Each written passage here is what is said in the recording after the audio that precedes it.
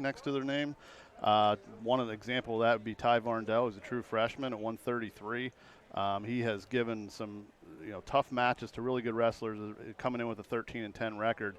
I think he'll give Fellman a really good match. Down through there, Peter Pappas at 157 going up against Alex Clucker.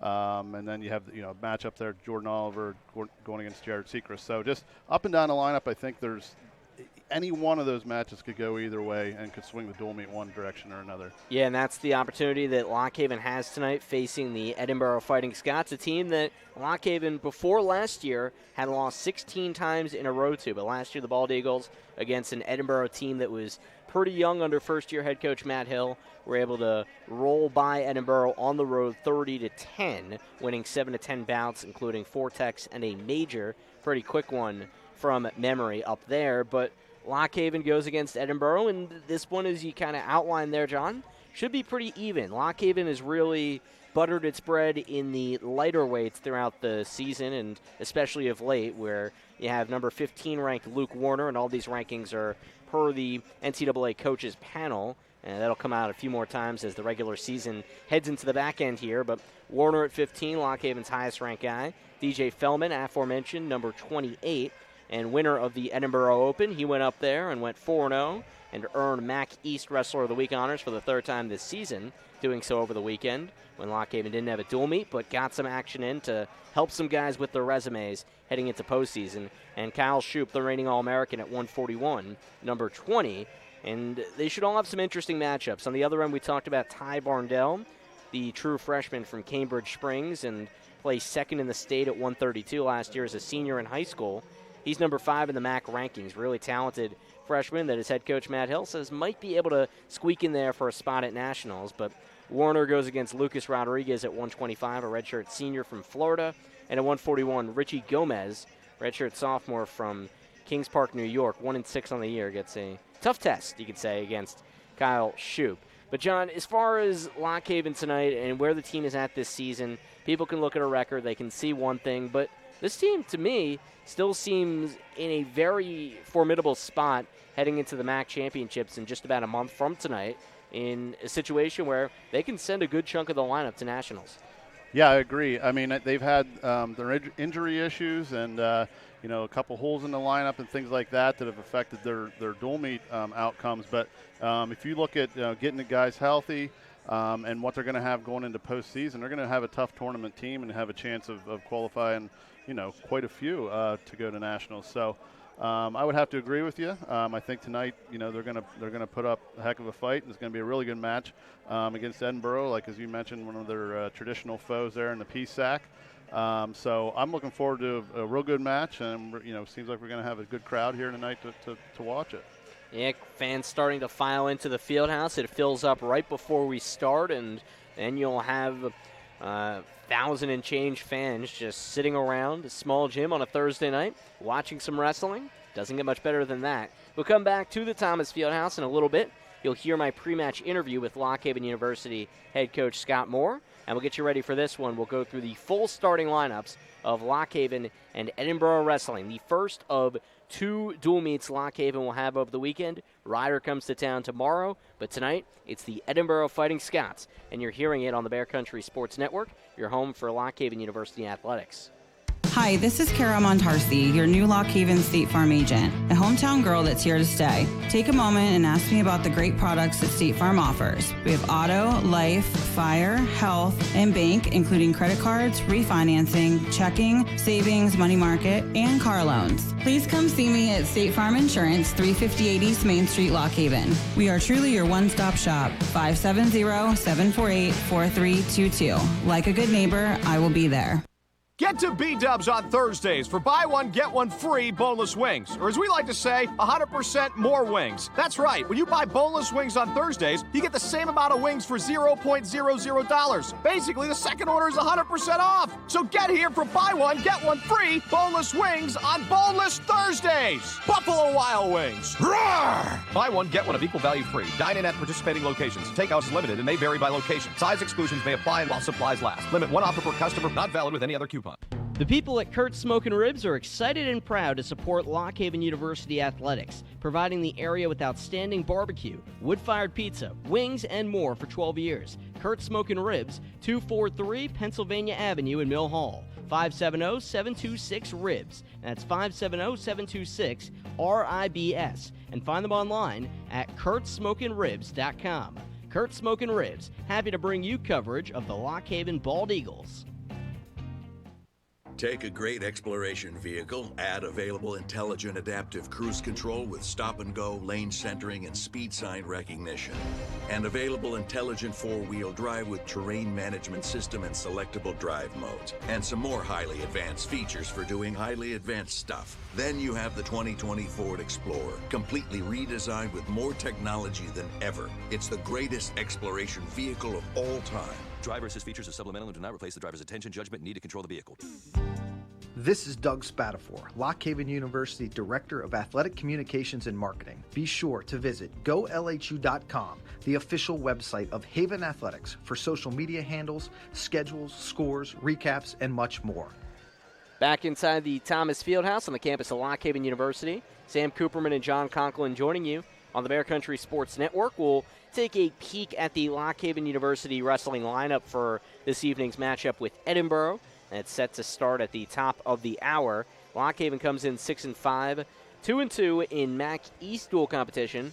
Lock Haven will try to go in with a record over 500 to the postseason as far as their divisional record, and trying to put the guys in the best position for the MAC tournaments. And John, we just hashed it out earlier, but we went with the lighter weights earlier. Let's start with the heavyweight, though, because that's what this dual meet will begin at tonight. We will begin at 285, and Lock Haven's Trey Hartsock, 5-10 on the year, a lighter heavyweight, goes against the second-ranked heavyweight in the MAC, John Spalding, who is the number 25 ranking in the country at the moment. It'll be a tough matchup for Trey as he goes against a guy from Liberty Township, Ohio, who is on a roll this year at 22-8. And placed third in the EWL last year and nearly took down Lock Haven's Thomas Haynes in the semifinals last year. So Trey gets a tough test tonight, and that's how it starts off. It'll be interesting to see how Hartsock performs against Spalding tonight, John. Yeah, as you mentioned, Spalding's a tough heavyweight. He is having a great year. He just recently, had a 5-1 win over Ryan Cloud. He also beat Jarrett Walters of Bloomsburg 14-7. Walters had beaten Hartsock 8-1 earlier in the season and recently gave a tough match to Demetrius Thomas, who's ranked number 10 from Pitt. So Spalding's going to be a tough test. As you said, Hartsock's always undersized, and it'll be interesting to see what he can do to hang with Spalding. Yeah, that'll be interesting, and that's how it starts off. Lock Haven will try to get first blood there, but then after that we do go to the lighter weights. Luke Warner for Lock Haven goes against Lucas Rodriguez of the Edinboro Fighting Scots, redshirt senior from Kissimmee, Florida. So Warner surely should have an edge there. Rodriguez 14-9 on the year, and he's a guy that's just over the Mendoza line for his career. We'll see how that works in that matchup. Warner, number 2 in the MAC in the 125 spot, and winner of 4 straight bouts, the junior from Beth Liberty. At 133, Lock Haven's DJ Fellman on a 7-match winning streak, number 28 in the latest NCAA coaches poll. He goes against Ty Varndell. We hashed it out a little bit, John. I do want to backtrack to that. Ty Varndell is a freshman who is highly touted as far as state competition. 13-10 on the year is his record, but that's one of those deceiving records. When you look through the head-to-head, well, they didn't wrestle head-to-head yet, but as far as the wrestler comparison and some of the common opponents, what stands out to you about Varndell for Edinboro? Just looks like he's getting used to Division I wrestling. I mean, he was thrown into the mix here as a true freshman, so it's going to be taking your knocks out, out of the gate, which he did. But recently he's been given some tough wrestlers, some really good matches. Coming up on the short side, 1-point losses to Sean Hanna of Old Dominion and Anthony Cephalo from Ryder, 2 very good wrestlers. So I just think he seems like he's coming into his own, and he could give Fellman a really, really good match. And Fellman will get Cephalo tomorrow night in the dual meet against Ryder. DJ Fellman trying to cement his positioning at 133 in the conference. He currently holds the number 2 spot in the initial MAC rankings that came out January 24th. Going to 141, Lock Haven's Kyle Shoup, heavy favorite against Richie Gomez, a 1-6 wrestler for Edinboro. Shoup will try to take care of business. He's coming off win against Corey Shy of Army in the last dual meet here a couple weeks back, and Shoop had to go to sudden victory to claim that one. Really looking to see tonight, John, if Shoop can get back to working on his tilts, getting those takedowns, and just working from the top position and trying to accumulate some bonus points, because to pull this dual meet out, Lock Haven will need to capitalize and get bonus points wherever they're available. I 100% agree. That's what the key is. Obviously, don't lose those close ones and get bonus points in the matches they're supposed to win. So hopefully that's one.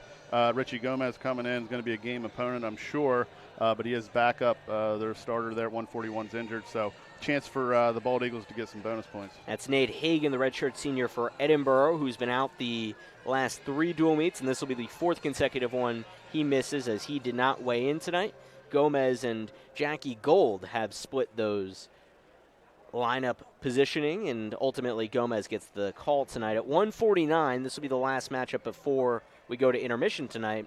Lock Haven's Brock Port, 11-10, redshirt sophomore out of Belfont, coming off a 4th place finish at the Edinboro Open over the weekend.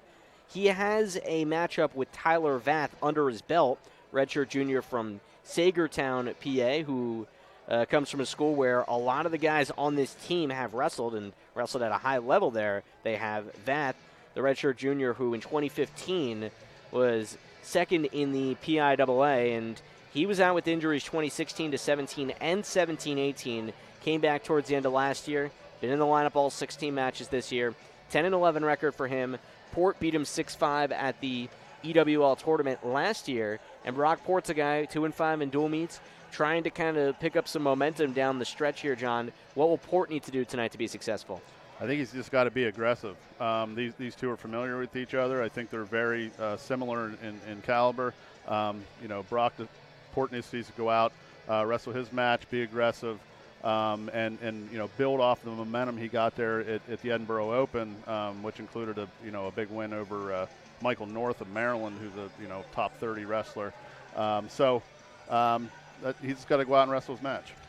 A guy that you talked about that you really like for Edinboro is Peter Pappas, in addition to being a fun name to say. The redshirt sophomore from Plainview, New York, presents a 14-11 record, and a guy that his head coach Matt Hill agrees could be one of those sneaky guys come tournament time, trying to carve out a way to get to nationals. He goes against Lock Haven's Alex Clucker, who has really faltered over the last few matchups. He's down to 12-7 for his record. Still holds the number 29 ranking from the initial NCAA coaches panel, but Clucker hasn't won since December 19th against Bloomsburg. He was out for the Southern Scuffle, and he's been banged up, and when he's been able to wrestle, he hasn't looked like himself. Need to see Clucker start to turn it on here tonight, John. Yeah, hopefully, he's a little more healthy, been off for a little bit, come out and be able to wrestle like we know Alex Clucker can. It seems like, he's been a little banged up, and look at Peter Pappas, his recent matches, he's, seems to be just really kicking into overdrive with, what he's doing on the season.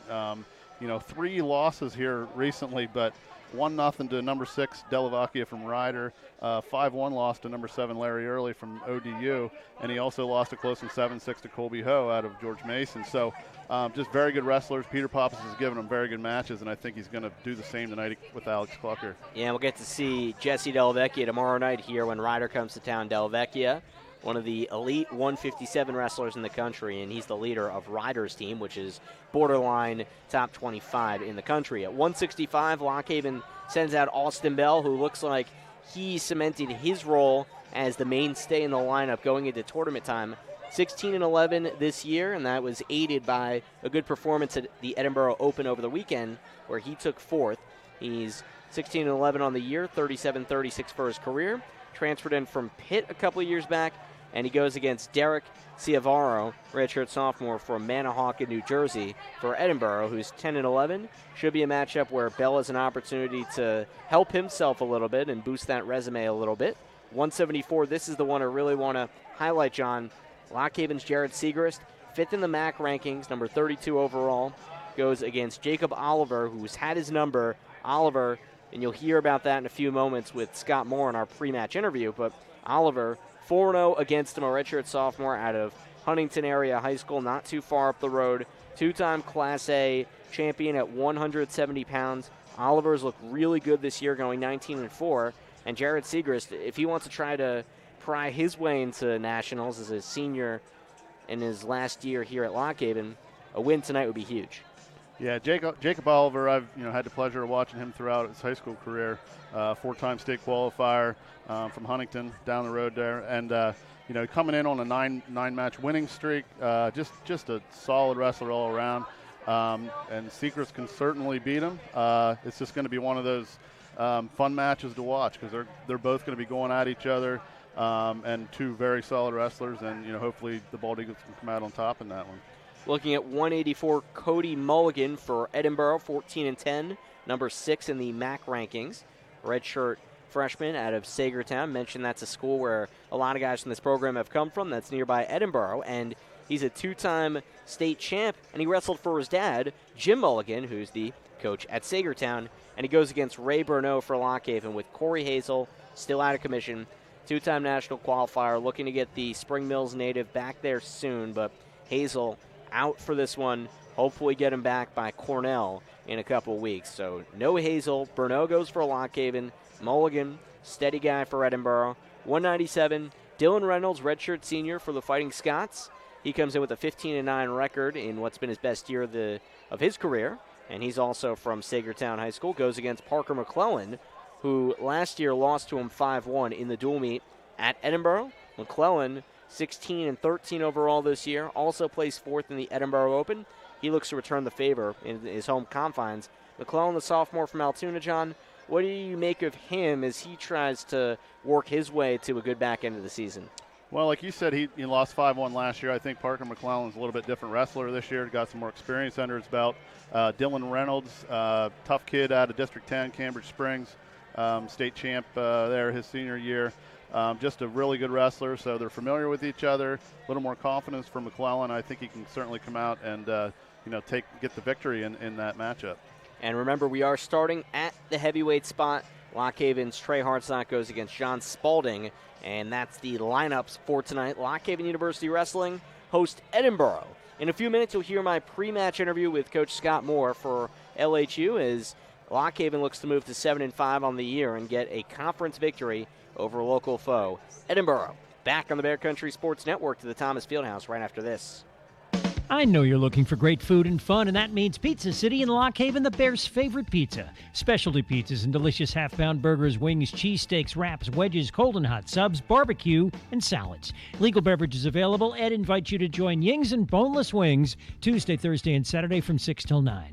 Pizza City, Susquehanna Avenue, Lock Haven, 2 blocks from Lock Haven University. Call 570-893-1832, 893-1832 for takeout. Pizza City in Lock Haven.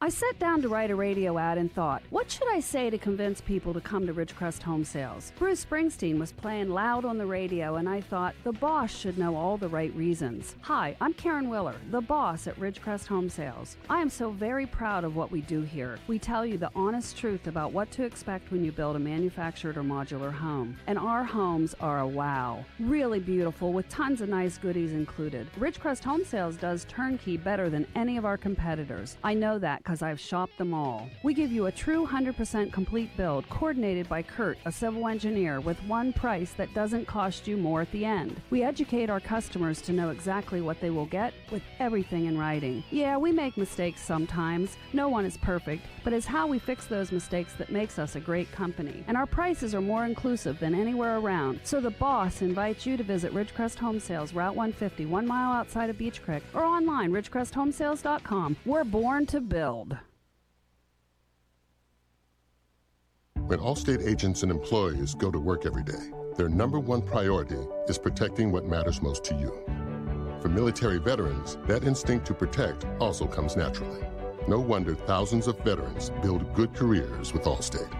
And now, Allstate is ranked the number one employer on the 2020 Military-Friendly Employers list. You're in good hands with Allstate. For career opportunities or to get a quote, contact Allstate today. Allstate Fire and Casualty Insurance Company and affiliates, Northbrook, Illinois. First Quality in Lock Haven and McElhatton is recruiting new team members. Take advantage of stability and progression, new competitive wages, shift differential, bonuses, paid holidays, vacation, and a full benefits package. There are immediate openings in Lock Haven and McElhatton for production, maintenance, and warehouse positions. To apply, go online at firstquality.com/join us. That's firstquality.com/join us. First Quality is an equal opportunity employer. Cutting Edge Country on the Bear. All right, good to go? Yep. Environment tonight. Fieldhouse coach, a couple nights. It's Edinboro tonight. This 2-match slate over the next couple nights. It's Edinboro tonight coming into the Thomas Fieldhouse. Coach, you face an Edinboro team that, of course, you're very familiar with, an old EWL foe, old PSAC foe. What do you make of the team that's coming into your environment tonight?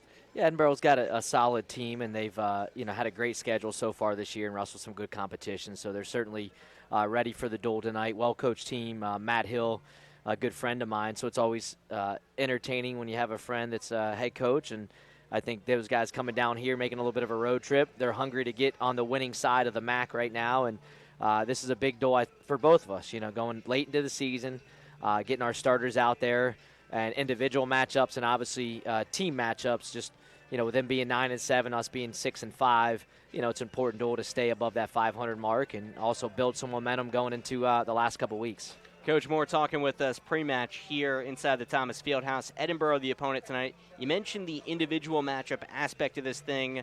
A lot of these guys jockeying for position in terms of the MAC seeding with the conference tournament just about a month away. What do you make of some of the individual matchups you have on tap for tonight? Yeah, it'll be some good ones, especially in the middleweights. 49, 57, 65. I think those are the matches they're going to dictate the duel. But also 133-pounder is a freshman for them. Ty Varndell's had a great season so far. Just a scrappy local kid from that area. So look for that to be a good match at 133 pounds. Also 174. We see a match that Jared Sechrist has wrestled Oliver, 3 or 4 times. But, it's always good to wrestle a ranked guy, especially this late in the season, and the opportunity to compete against a caliber wrestler of Jacob Oliver, a guy that beat Sechrist in the semifinals, EWLs last year, in a real close match. So that's an important match for us. And, 197 as well. I think those guys have wrestled, but 2 great opponents. And, trying to just continue to see growth in our athletes, see development, and obviously look for a lot of fight and 7 minutes of effort. Scott Moore talking with us pre-match, in Lock Haven Wrestling takes on Edinboro here tonight. You mentioned a few of the matchups. I do want to pivot back to 174 because Jared Sechrist for you guys, number 5 in the initial MAC rankings, January 24th. He'll get the 2 top guys in the conference to that point, and it starts tonight with Jacob Oliver. And as you mentioned, they've had a lot of close bouts before. Sechrist just hasn't quite been able to get on top. What will he have to do tonight in that matchup to be successful? Well, typically he scores first, but just shutting down the left side high crotch, that's Oliver's go-to, and he's very good at it. So slowing him down, getting the first takedown, riding him, and then scoring again. Second period, he seems to get the lead, then lets up, and then, letting Oliver get on the roll. And I think just control the match, keep scoring, and ride tough on top. Don't give him an opportunity to score points from the neutral position. But that's a fun fight. You're going to see 2 guys going at it, a lot of heart, a lot of intensity. And again, just like all the duels this year, it really comes down to those individual matches, who can win the close ones and who can score bonus points. And I think we have another one of those on our hands tonight. Should be a fun one inside the Thomas Fieldhouse. Lock Haven University wrestling against Edinboro. Head coach Scott Moore is with us. Finally, as far as the local rivalry aspect of this thing, even though the PSAC no longer has Division I wrestling, you guys are old PSAC foes, and you have schools that compete for a lot of the same recruits, a lot of the same territory. Take me through what it means to knock off a team like Edinboro or any of the schools in this area of this size for that matter. Well, Edinboro was the standard in EWL for 15, 16 years in a row, and so that tradition continues on, and they've had a lot of great teams, including a team that took, top 5 in the country. So anytime you match up against a program like that, a team that you do recruit against, and there's a lot of similar foes, that you're excited to go out and, 1, for the fans, but 2, for the athletes to get the momentum, to build confidence and just really come out of this thing on top with a win on a Thursday night would be just a great thing for this program. Well, Coach, we're hoping that's the result that we get tonight. Should be a fun atmosphere inside the field house. Best of luck tonight. Thank you so much. Thank you. Back on the Bear Country Sports Network right after this. PSECU believes your money should stay where it belongs, with you. That's why they charge few, if any, fees. Become a member today at psecu.com. PSECU, proud sponsor of the Bald Eagles. Howdy, folks. Colonel Sanders here for KFC's $20 fill-ups. There's so much food and so many ways to feed your family, choosing between 3 buckets might be hard.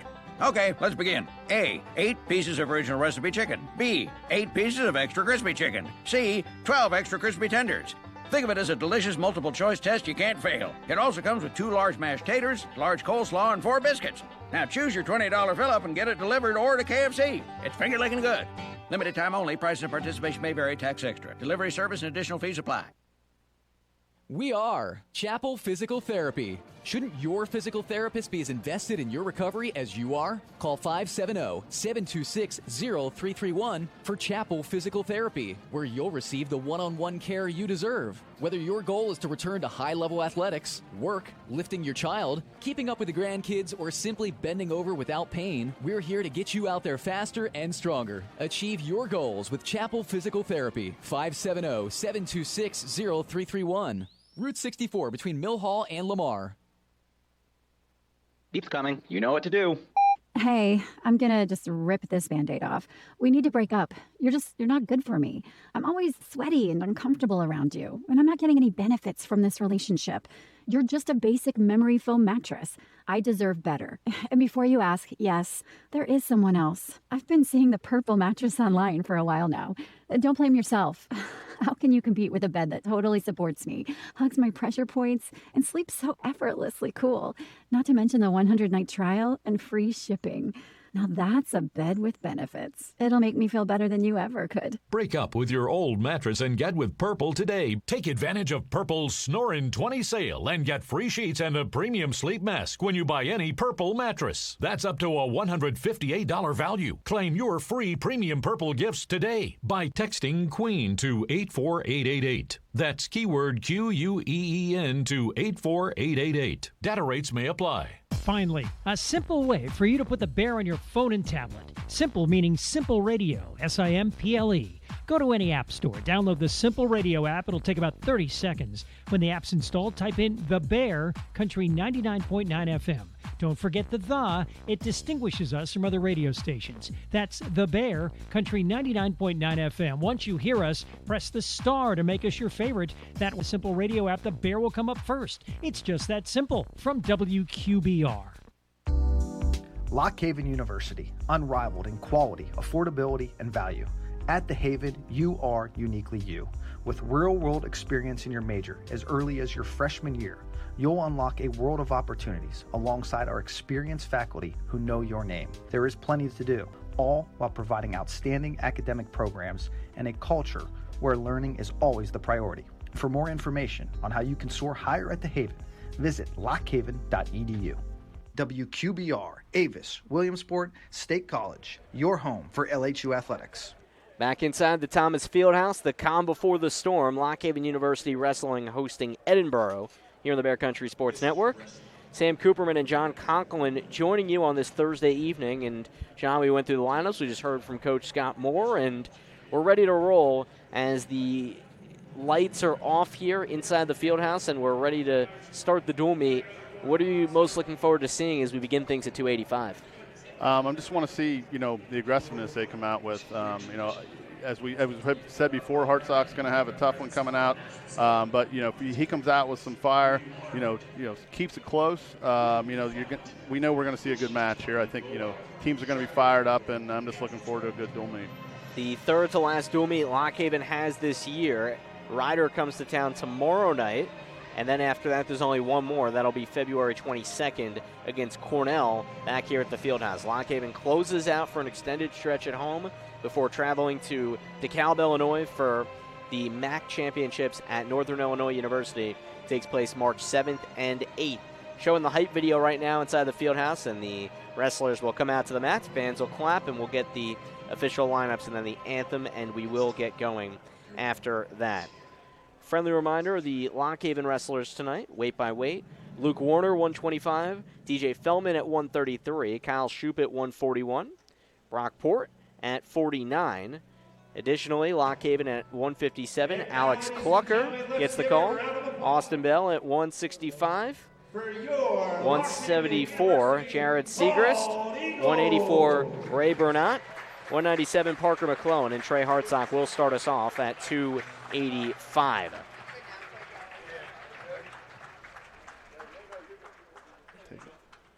On the other side, Lucas Rodriguez at 125. Ty Varndale at 133. Richie Gomez, 141.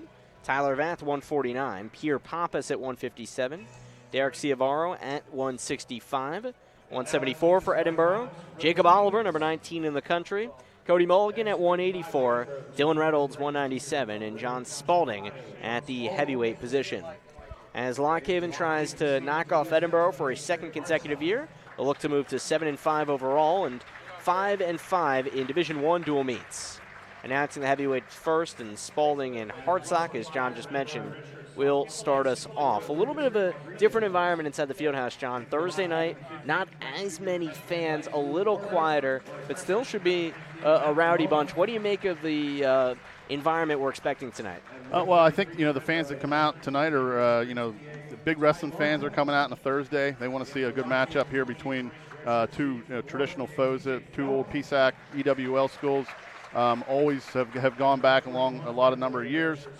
So I think you're going to see, the fans that are here are going to make some noise and be into it. So I think it's still going to be a decent crowd. Yeah, and it's all relative. Lock Haven, one of the top drawing teams in the country as far as attendance nationally for the last few years. Scott Moore, seventh-year head coach for Lock Haven, goes against second-year leader of the Edinboro program, Matt Hill. Last year, Edinboro struggled at 2-9, but Hill took over and really lost everybody from 2 years ago when head coach Tim Flynn, who he wrestled for at Edinboro back in the early 2000s, but Flynn left to take the job at West Virginia, where he went there, and Brock Port's cousin Mitchell Port is one of his assistants down in Morgantown, but 8-5, 5-1 in EWL was Edinboro the year before that. So this is a Edinboro team with a lot of tradition, and Lock Haven will try to knock them off for a second straight year. We'll take a quick break for the anthem, and then we have the broadcast. Lock Haven and Edinboro, and it's here on the Bear Country Sports Network.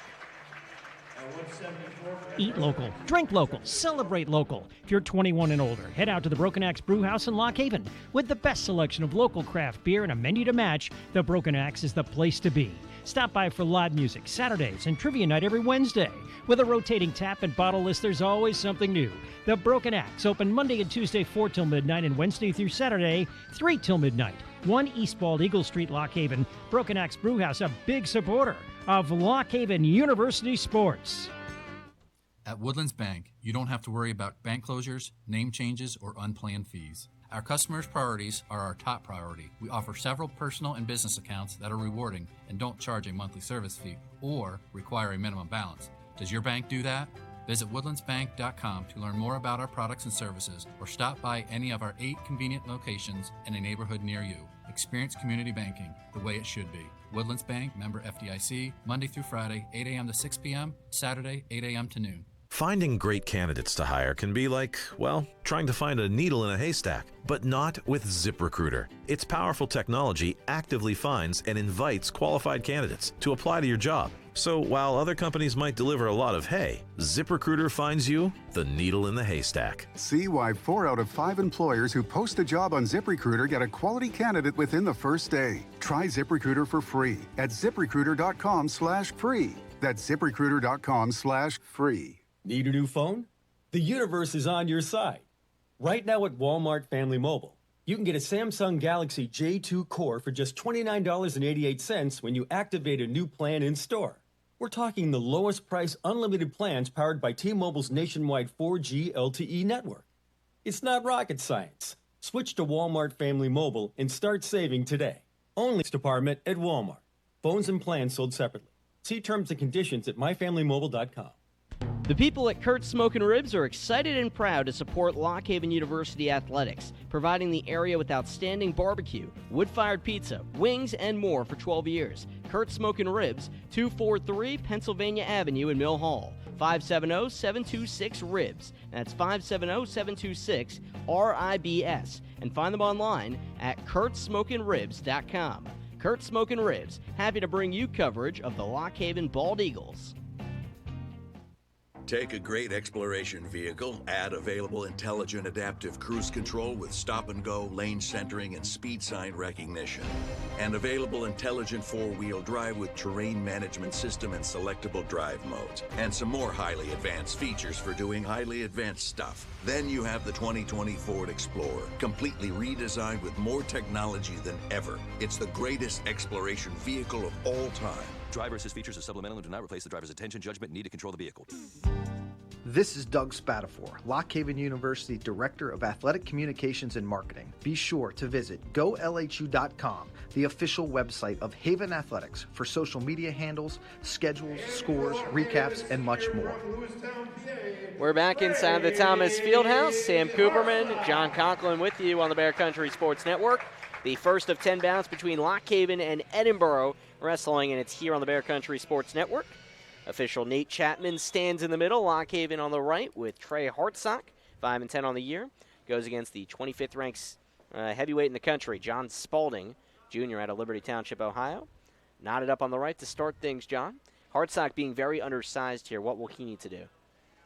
He's just going to have to, use his quickness, use his, smaller stature to his advantage. A lot of times these smaller heavyweights can be a little quicker, get around on things, and take advantage of, the bigger heavyweights.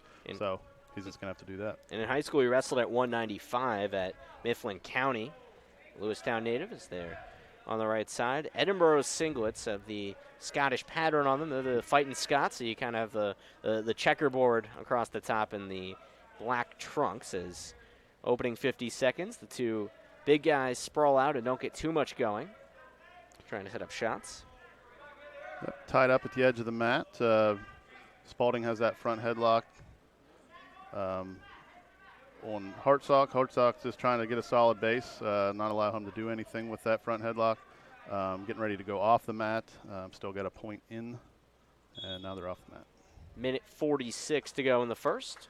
Hartsock really, like you mentioned, using his smaller size to his advantage. A little slippery when wet situation, trying to avoid letting Spalding get too big of control against him. So Spalding working those underhooks now over at the edge of the mat. Spalding makes his move. Hartsock fights out of it and stays sturdy and spins around to give himself a little more room halfway through the first period at heavyweight, the first weight class tonight between Lock Haven and Edinboro. Yeah, Hartsock, every match he's been in this year, I mean, he's wrestled well. He's kept it close, against some really good opponents. He kept it close against Sullivan there in last dual meet against Army. Got a little out of hand late, but that was because of a few turns. But he's coming out doing the same thing here with Spalding, not letting Spalding get in on any shots or able to do anything so far.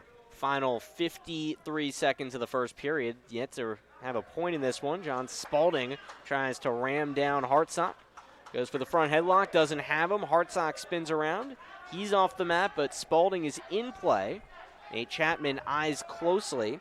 Scott Lindsay on the other side. We have two officials on hand tonight. The first Lock Haven match they've had two here for. And finally, speaking of two, Spalding able to get around back to record the takedown. Gives him a 2-0 lead.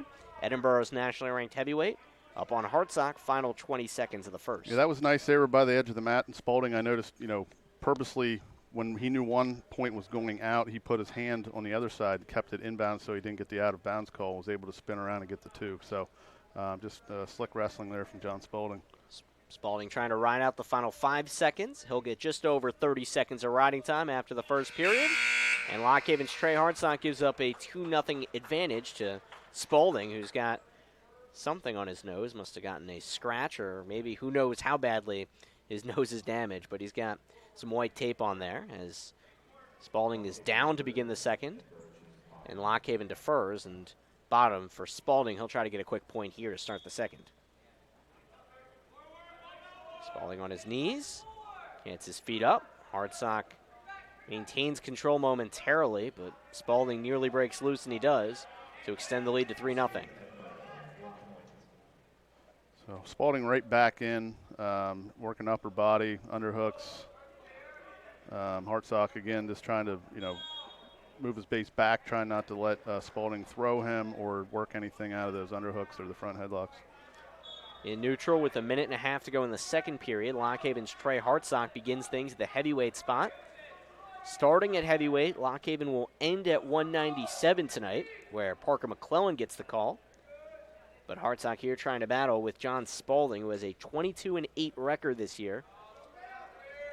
Got some, as he tries to get around back, nearly scoots there, but Hartsock stays around for now. But there's the takedown, 5-0, a little spitterama, and Spalding lets Hartsock get up to try to go 2 for 1. 5-1 after the quick escape. Trying to overpower the smaller Trey Hartsock at this point. Yeah, he's just using his size to his advantage. Obviously, he's going in upper body every time. Puts Hartsock on the defensive so he doesn't get thrown, and then is able to work that into a shot and work around for 2 is what he's been able to do twice so far. Down to 45 seconds in the second period. Hartsock down 5-1 for Lock Haven. Lone point, an escape that his counterpart Spalding let him get up for. He does get to choose for the third. That was a second stall call from Nate Chapman on Trey Hartsock, so that's a point for Spalding. Hartsock on the near side of the mat with his right foot in play, left off. Spalding trying to yank down Hartsock, and Hartsock isn't moving too much. Nate Carr Jr. saying wrestle. I don't know how much wrestling he's doing. Spalding attempting to secure a takedown in play, but he's off the mat first. So stop it with 11 to go in the second. Spalding up 6-1, looking to get some bonus points for what will be the 10th time this year if he can work this advantage to 8 or higher. Yeah, I think Hartsock needs to be careful here. He already has, the first stall point he gave up. He is backing up. Nate Chapman's one to, call stalling when he sees it. He doesn't let it go. So Hartsock needs to be careful. Again, 2 officials tonight, which should make for smooth sailing. Scott Lindsay, the other official, watching near the scorer's table. It's Hartsock's call, and he takes bottom, hoping to spring up pretty quickly. And he knows that Spalding will presumably let him get up at some point. But Spalding right now lacks the head of Hartsock down on his knees. So the official, Nate Chapman, he's from the same area over there as Hartsock. Nate Chapman was a Lewistown High School graduate. So another District 6 guy. Hartsock remains down, 1.5 minutes to go. Hartsock down by 5 points to nationally ranked John Spalding. Number 2 heavyweight in the MAC. After this, we go to 125, where Lock Haven should have a nice edge with Luke Warner taking on Lucas Rodriguez of Edinboro. And there, Spalding lets Hartsock up, so 6-2. And now Lock Haven's coach is all giving instructions to Hartsock. But he just has a hard time with the strength of Spalding, and you can see it. Hartsock face red, trying to make moves, but Spalding just outsizes him by such a wide margin. Final 50 seconds. Single leg. Spalding tries a trip and brings him down for 2. It's an 8-2 advantage for John Spalding. So even if he can, fight here these last 43 seconds, Spalding's going to let him up, try to go for that major decision. Has the riding time over 1:20 now. So if Hartsock can fight, keep this to a regular decision, I think that's, somewhat a victory for the dual meet. And if Hartsock doesn't get taken down, he will have that at just a standard decision, as you mentioned, John. Final 30 seconds. Riding time is there for John Spalding, so that'll be 9-3 in theory. Hartsock stays on his feet, keeps it at 3-0 Edinboro. I mean, even if, he gives up another stall call, it's better than a takedown, obviously. Now, Spalding goes in. Hartsock has that front headlock hooked up there. He's just standing still. Looks like he's going to be able to weather the storm here. 3 seconds left, and they go off the mat. And as you mentioned, if there is a stall call in these final 3 seconds, you take that and you lose by 7 points, and you only give up a decision. Spalding goes in for the legs. Hartsock fights him off, and we're done. No stall needed. 8-3 the final, 9-3 with riding time. John Spalding, the victory over Lock Haven's Trey Hartsock. It was expected to be a tough one for Hartsock. He falls to 5-11. Spalding's record at 23-8 as he defeats Hartsock 9-3. We go to 125. Lock Haven's Luke Warner goes against Lucas Rodriguez of the Edinboro Fighting Scots, the redshirt sophomore, and he beat Lock Haven's Dalton Rohrbaugh via fall at the Navy Classic, but never wrestled Warner, who's riding a 4-match winning streak, and he's 23-4 on the year. John, you've seen Warner a number of times right now. What is his biggest strength? He's just, he has that ability to, score points from any position, be able to work out of scrambles and come out on top. I mean, that's one of his strengths there. I think, going against Rodriguez recently, he wrestled Killing Cardinal ODU. There's Warner right away. That's the other thing. He comes out quick. He comes out aggressive, and he goes up, early in the match and just tries to get these tilts like he's doing now. Warner already getting a tilt as a 2-0 lead, and Nate Chapman counting down some back points. Warner turns him around and goes again. Nate Chapman looking to get another count in. Luke Warner. Yeah, he's saying he didn't break the hold, so he's holding the 4 that he originally counted at. So it is the 4, and that puts it at 6-0, but Warner trying to go right back to work. Rodriguez in some trouble, really at the hips. Warner just has the strength to put him to his back and brings him back down. Only wrestled 45 seconds. Another 4 count to make it 10-0, and Luke Warner might be in position for a first period tech fall. Yeah, he looks like he has him in a position where there's not a whole lot that Rodriguez can do to kind of fight off those tilts. Yeah, he's just flat, and Warner's on top, riding for the last nearly minute, and there's still a minute 55 to go in the first. And he's got him over again. That's going to do it. Yeah. A few more counts. That's Nate impressive. Chapman, absolute domination from Luke Warner. We're done. And Luke Warner even gets the riding time point to make this 18-0. Absolutely manhandles him. And Lock Haven is up 5-3 as a result of that tech fall in what was a mere minute and 13 seconds. Stepping aside, and 133 comes up next right after this on the Bear Country Sports Network. Eat local, drink local, celebrate local. If you're 21 and older, head out to the Broken Axe Brew House in Lock Haven. With the best selection of local craft beer and a menu to match, the Broken Axe is the place to be. Stop by for live music Saturdays and trivia night every Wednesday. With a rotating tap and bottle list, there's always something new. The Broken Axe, open Monday and Tuesday 4 till midnight and Wednesday through Saturday 3 till midnight. 1 East Bald Eagle Street, Lock Haven. Broken Axe Brew House, a big supporter of Lock Haven University sports. Cutting Edge Country on the Bear. Back inside Lock Haven University's Thomas Fieldhouse, Sam Cooperman and John Conklin joining you. Lock Haven and Edinboro wrestling, Thursday night dual meet. Lock Haven leads 5-3 after 2 bouts. Just recorded a tech fall from 125-pounder Luke Warner in a minute and 13 seconds. 18-0. Absolutely blitzes by Lucas Rodriguez. Lock Haven 133. Another one of Lock Haven's strongest wrestlers, number 28, DJ Fellman, takes on Ty Varndell, number 5 wrestler in the MAC at this weight class. Fellman number 2 in the conference. 2 lightweights go to work early. Yeah, so Warner did his job getting those bonus points in that match he needed to. Fellman favored in this one, but as we talked about earlier, Varndell, tough true freshman out of District 10 up in Cambridge Springs, has given some really good wrestlers good matches so far this year, and I think he's going to do the same with Fellman, but Fellman should come out on top at the end.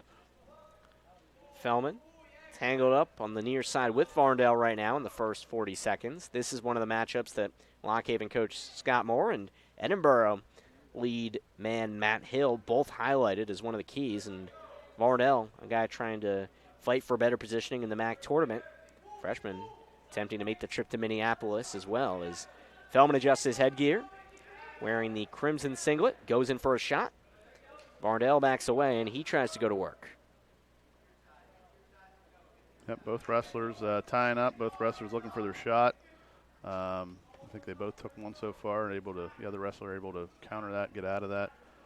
So they're just sizing each other up in the middle of the mat. Minute 40 to go in the first.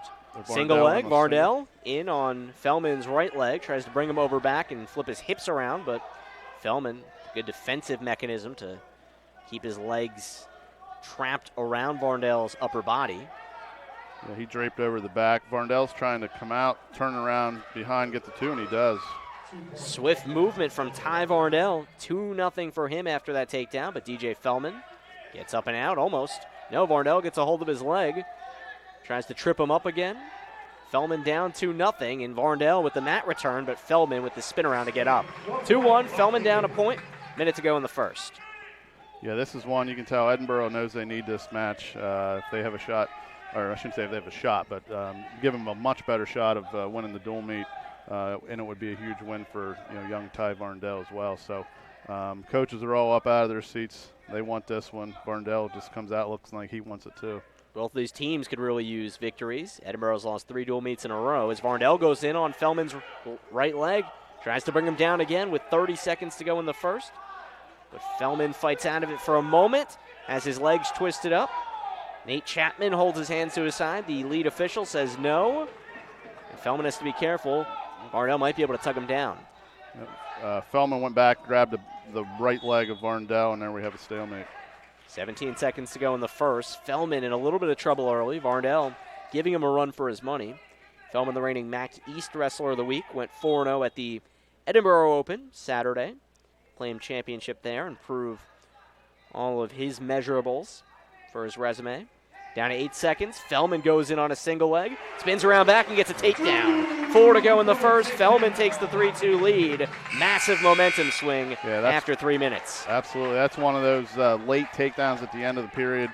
Usually they come in, critical in the final match score at the end of so just a great shot, great finish by Fellman to end the first period. DJ Fellman chooses bottom to start the second. Redshirt senior, 2-time national qualifier. Went 2-2 at nationals last year, and Varndell might as well lets him get up to get to 4-2. And Fellman tries to go right back to work, attempting a shot. Hand fighting here as Varndell gains some separation. Early second period. Side to side they go in the middle of the mat. Varndell tries to get a hold of him, but Fellman sizes him up. Claps from Nate Carr Jr., Lock Haven's fourth-year assistant coach. You can hear the coaches a little crisper than usual. A lighter crowd on a Thursday night, but still pretty good turnout at Lock Haven's Thomas Fieldhouse as we're down to a minute 15 in the second. Fellman almost had another shot there. Varndell was able to pull his leg back and get out of that. Fellman going for an ankle pick there, almost had that. So Fellman forcing the action so far. Varndell trying to go in, and Fellman fights him off. Fellman's experience could very well come into play here. Varndell, the true freshman, but one of the top wrestlers in an Edinboro lineup that's drastically improved from last year, where Lock Haven won the dual meet 30-10. Down to 45 in the second. Lock Haven has the 5-2 team lead. No, 5-3 team lead, I should say. That would make sense. That's math as Varndell goes in on a single leg, but Fellman spins around in neutral, but Fellman tries to yank him down, and they both stand up with 30 seconds to go in the second. Tech fall at 125 for Lock Haven. Only giving up a decision at heavyweight to start, and Fellman, beautiful maneuver on the left side of the mat to earn the takedown, 6-2 lead. Yeah, he just got Varndell off balance there, was able to instantly take advantage of that, spin around, get the 2 for the takedown. So nice job there by DJ Fellman. Final 4, 3, 2, 1 of the second period, and riding time eventually slanted to Fellman's way for a second of it, so basically neutralized after 2 periods. Varndell's choice, and he goes down 4 points to start the third against Lock Haven's DJ Fellman, who's riding a 7-match winning streak. So 2 late period takedowns there for Fellman. He just needs to hold him here for the third period, get out of this with a win. Fellman's right arm is underhooked underneath Varndell, but then he tries to go for, you mentioned the ankle, left side of Varndell. Fellman riding on top and trying to tilt him over with that 4-point lead. Varndell's got a split going right now. You have to wonder if those legs spread any wider. Might have to call potentially dangerous. It's a tough spot to be in, I would imagine. But now he's kind of closed back in with under 90 seconds to go. Yeah, Fellman's riding tough. Now he puts both legs in. He's got him flattened out in the mat. Just working him from the top. Up 47 seconds in riding time so far. Varndell's trying to get up to his base, but Fellman's just just really riding them tough here. DJ Fellman's been as reliable as can be in dual meets this year, 10-1 in dual meet competition and 5-0 in MAC dual meets, trying to move that to 6-0 and 11-1 respectively. 4-point lead, riding time over a minute, and Fellman can clinch that in a little while as he keeps those legs trapped, and Varnell seems to be running out of steam. Yeah, he's trying to get him flattened out. It looked like he was even trying to get a tilt there. Varndell just trying to work his way up. He could get him caught in a position where he could get a tilt out of this. Officials Nate Chapman and Scott Lindsay watching closely. Under 30 seconds to go, and Fellman's riding time has been secured. Remains on top. Riding time will pinch this to 7-2.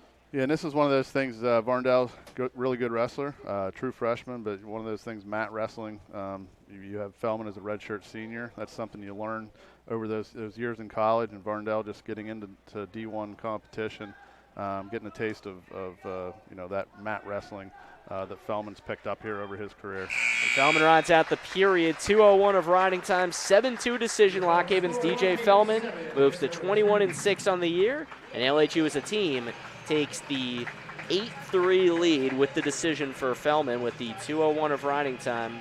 And now we go to 141 where Kyle Shoup takes the mat, but the Lock Haven Bald Eagles looking to further extend this advantage. You talked about mat wrestling there, something for Edinboro. It's been a lot of these younger guys trying to learn some of the things like that, and that's something that Coach Matt Hill said to me this week when we spoke. He said that lacking wrestling intelligence. These are younger guys throughout a rebuilding Edinboro program.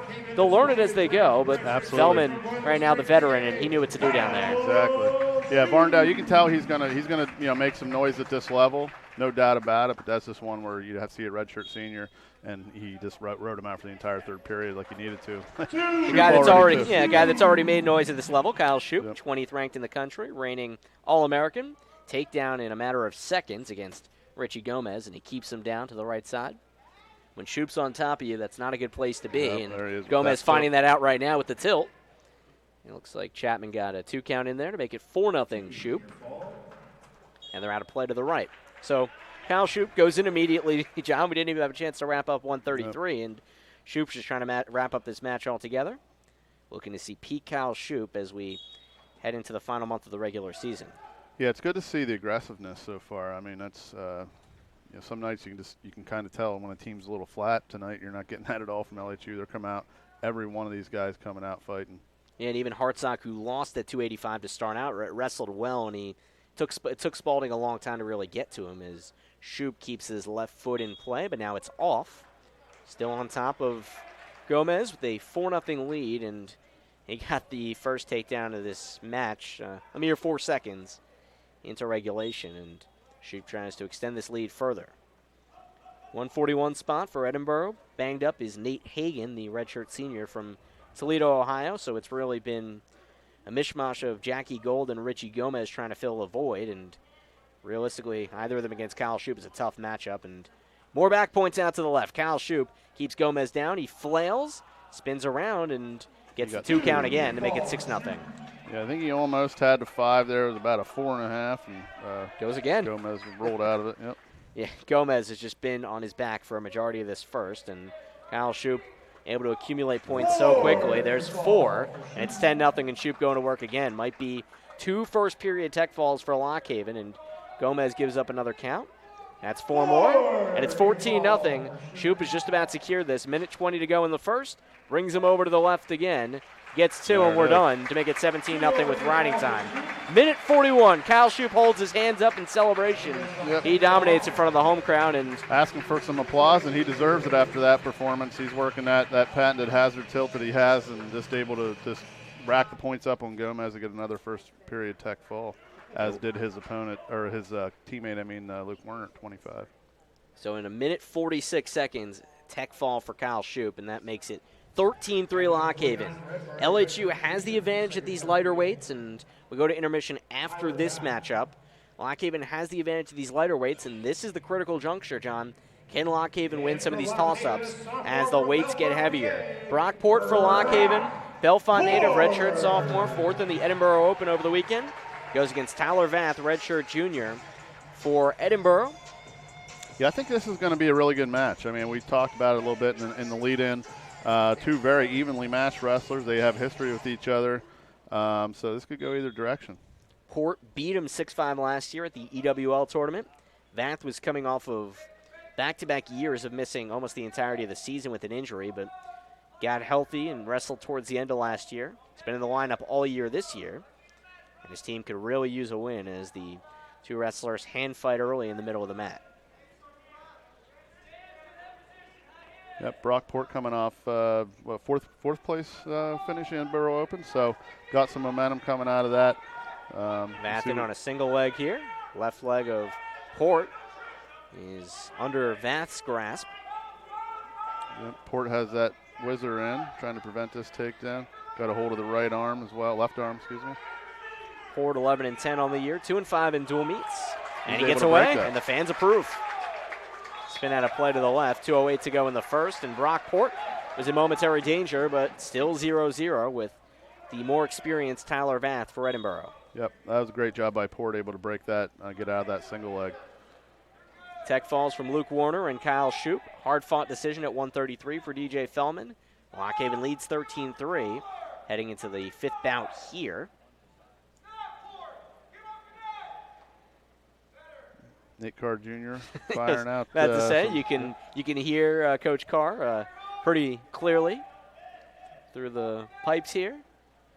Port tries to go back to work as they're tangled up out towards the back side of the mat. Vath did beat Lock Haven's Jonathan Ross in a 12-0 major decision in the dual meet at Edinboro last year.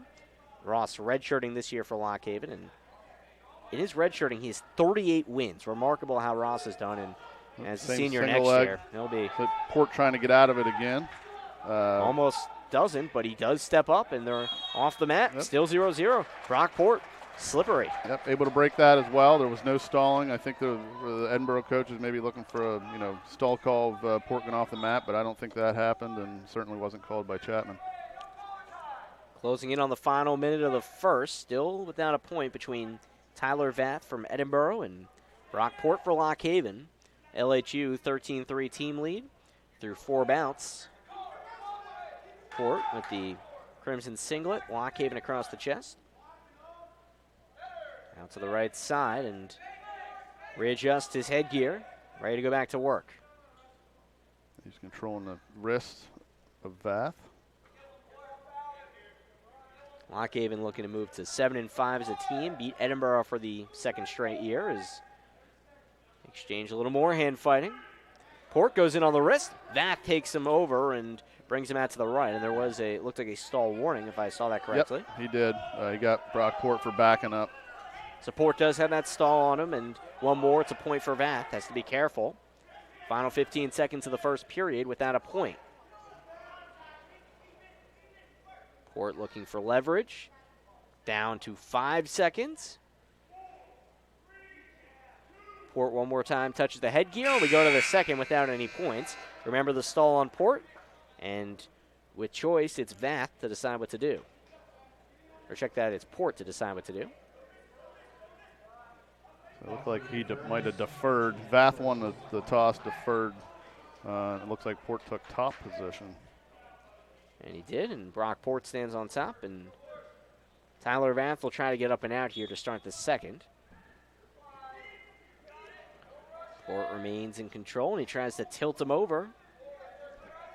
Yeah, it's interesting. He took top. He must be confident in his ability to obviously to ride Tyler Vath, maybe get some tilts. Vath trying to come up and out, and he does. Vath nearly threw him down for a reversal, but he does not. It's 1-0, and 2 sprawl out to the right. Opening seconds of the second period. Vath does a good job of swiveling his hips to stay on the mat, but now gets out of play with the minute 25 to go in the second. 20 seconds of riding time for Brock Port before Vath got away. LHU trying to win its 4th consecutive bout to go into the break with the sizable edge over Edinboro. Yeah, victory here would be huge in terms of the dual meet for Lock Haven. Brock Port's somebody that certainly has that potential to really elevate his performance, and he's been in the lineup for the last year plus for Lock Haven at 149. Now redshirt sophomore. Tries to go in on Vath to the left, doesn't have it. Vath extends, and Port goes down to his knees.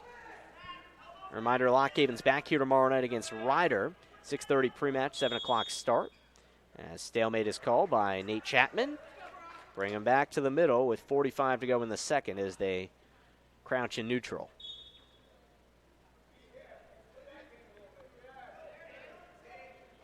Port on the right, Vath on the left. There's Vath in again on the single leg. Port's left leg is grabbed, and Port has to avoid giving up a takedown here. Port has his wrapped around Vath's body, trying to, on his butt, trying to prevent this takedown. Does not have luck, though. Vath in there, extends to make it happen. 3-0. Vath lead, and riding time disintegrating for Port. It'll soon be down to 0. As there's 10 seconds to go in the second. If Vath remains on top, riding time will be exactly at 0 going into the third, with a 3-0 Tyler Vath lead for Edinboro. That's what we have, third period. Yeah, so far Vath obviously up and out early there in the period, but also been able to get in on several shots. Port's been able to get out a few of them. Finally gave one up there at the end of that period.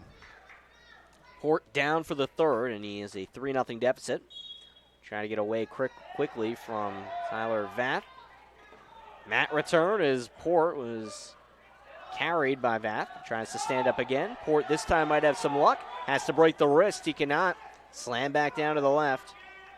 Port has to work up again with 1:40 to go in the third. Down 3-0. Yeah, Vath done a good job of returning him to the mat. Every time Port would try to get up and out, able to pick him up, bring him back down to the mat. Vath keeps his right leg in play, and now he's off.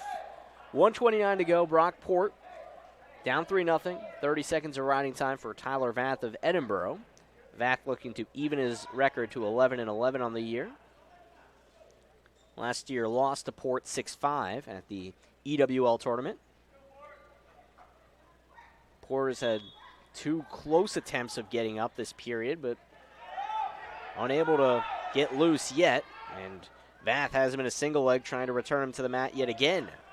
But Port backs away, and Vath brings him back down. Brock Port still unable to escape, and we're down to 1:10 to go. Yeah, Vath's just been able to use that kind of high crotch to bring him back down to the mat. Unable to get up and out is Brock Port. Minute to go in the third. And over a minute in riding time Vath has accumulated so far. Out of play to the backside near the scorer's table. 53 seconds to go to the third, and Brock Port is now facing crunch time. He needs to get up and then work in for a takedown and try to stay on top for a little bit, because Vath is trying to clinch some riding time. And Brock Port, early in the third, looked like he'd get up quickly, but Vath has had other ideas. Port on his knees, right in the middle. Looks like he's pretty tired. Vath has kept his energy level pretty high. And we're under 40 seconds to go, John.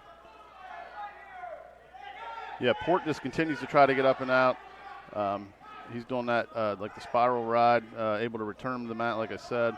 Trying to work and put the leg hooked here, trying to get the legs in different times. Just doing everything he can on top, and Port is just unable to come out. Port stands up, but Vath spins him back down. There's 13 seconds to go.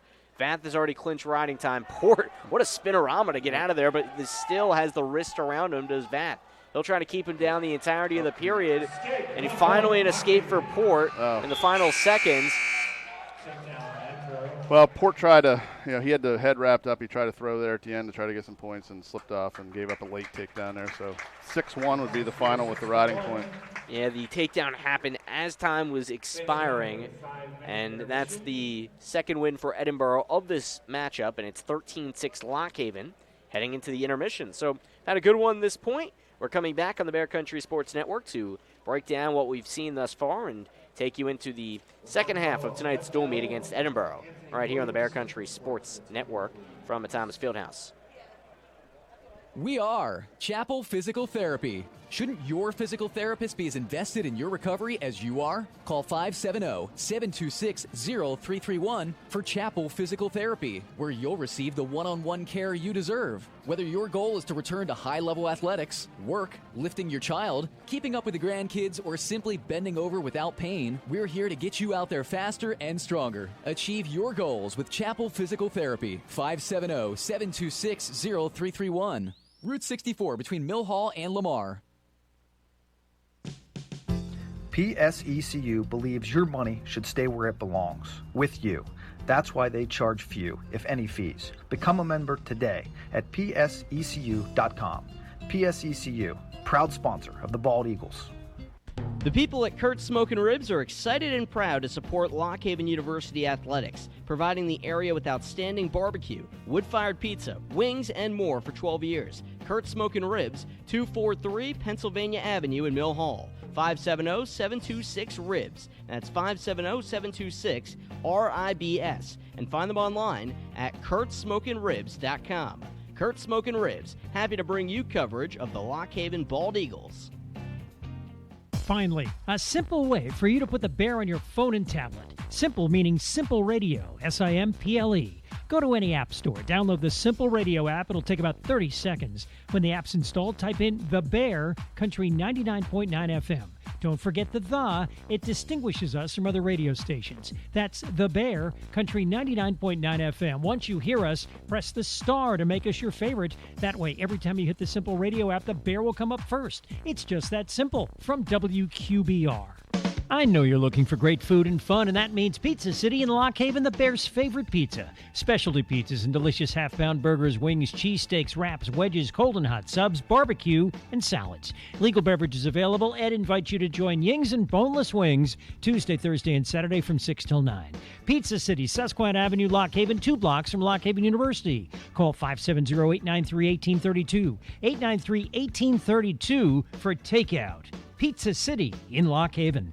First Quality in Lock Haven and Macklehattan is recruiting new team members. Take advantage of stability and progression, new competitive wages, shift differential, bonuses, paid holidays, vacation, and a full benefits package. There are immediate openings in Lock Haven and Macklehattan for production, maintenance, and warehouse positions. To apply, go online at firstquality.com/join us. That's firstquality.com/join us. First Quality is an equal opportunity employer. I sat down to write a radio ad and thought, what should I say to convince people to come to Ridgecrest Home Sales? Bruce Springsteen was playing loud on the radio, and I thought, the boss should know all the right reasons. Hi, I'm Karen Willer, the boss at Ridgecrest Home Sales. I am so very proud of what we do here. We tell you the honest truth about what to expect when you build a manufactured or modular home. And our homes are a wow. Really beautiful with tons of nice goodies included. Ridgecrest Home Sales does turnkey better than any of our competitors. I know that because I've shopped them all. We give you a true 100% complete build coordinated by Kurt, a civil engineer, with one price that doesn't cost you more at the end. We educate our customers to know exactly what they will get with everything in writing. Yeah, we make mistakes sometimes. No one is perfect, but it's how we fix those mistakes that makes us a great company. And our prices are more inclusive than anywhere around. So the boss invites you to visit Ridgecrest Home Sales, Route 150, 1 mile outside of Beach Creek, or online, ridgecresthomesales.com. We're born to build. Eat local, drink local, celebrate local. If you're 21 and older, head out to the Broken Axe Brew House in Lock Haven. With the best selection of local craft beer and a menu to match, the Broken Axe is the place to be. Stop by for live music Saturdays and trivia night every Wednesday. With a rotating tap and bottle list, there's always something new. The Broken Axe, open Monday and Tuesday 4 till midnight and Wednesday through Saturday 3 till midnight. 1 East Bald Eagle Street, Lock Haven. Broken Axe Brew House, a big supporter of Lock Haven University sports. WQBR, Avis, Williamsport, State College, your home for LHU athletics. Back inside Lock Haven University's Thomas Fieldhouse, Sam Cooperman and John Conklin joining you at the halfway point of tonight's dual meet between LHU and Edinboro. Lock Haven with the 13-6 lead, and Lock Haven heads into the end of the intermission here, ready to roll at 1:57. And, well, John, that was a pretty quick intermission. I wasn't ready to have it go right back. But here we are, ready to go. That was fast 10 minutes, I guess you can say. That was a fast 10 minutes. I don't think it was 10 minutes is what I'm starting to gather. No, I think they want to move this thing along, being a Thursday night and all, I guess. But it was a good first half of the match. I mean, Werner, Shoup obviously did their part. Fellman getting the win there. Brockport, dropping a tough one, as did Trey Hartsock. So 13-6, Bald Eagles heading into the second half, and we got a lot of evenly matched, lineups here, and you'll see what happens. Lock Haven lost the heavyweight bout, which started us off 9-3. Hartsock fell to John Spalding, the nationally ranked heavyweight wrestler for Edinboro. LHU won 18-0 with a Luke Warner tech fall at 125 in a minute 13. 7-2 decision from DJ Fellman at 133. Kyle Shoup at 141 with a tech in 146. And then at 149, Brockport lost 6-1 via decision to Tyler Bath of Edinboro. 13-6 Lock Haven lead. Try to extend it with Alex Clucker, a guy who can really use a win on his resume right now. Faces Peter Pappas, a guy from Edinboro that hails from Plainview, New York, down on Long Island. And John, we talked about him a little bit. Pappas has wrestled some tough guys this year, and he could be one of those sneaky guys going into tournament time. Yeah, Pappas, a redshirt sophomore. I think, it seems like he's really hitting his stride here.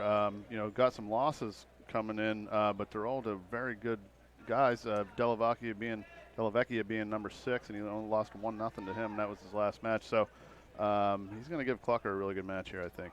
Clucker's whole right knee all bandaged up as he wears the crimson singlet, going against Edinboro wearing the black with the Scottish Celt look on the back upper body, and Clucker snakes around with Peter Pappas, opening 30 seconds here. Yeah, it'd be nice to see Clucker get back into his normal form. He just hasn't, wrestled, because of injury. He just hasn't looked at himself, and be nice to see him, get a win here and get back to, the Alex Clucker of old. Early on, his record was pretty pristine. It's dropped to 12-7 as the years progressed. Didn't wrestle in the Southern Scuffle as the two sidestep out to the back side of the mat. Opening minute of the first. Clucker trying to bring him down.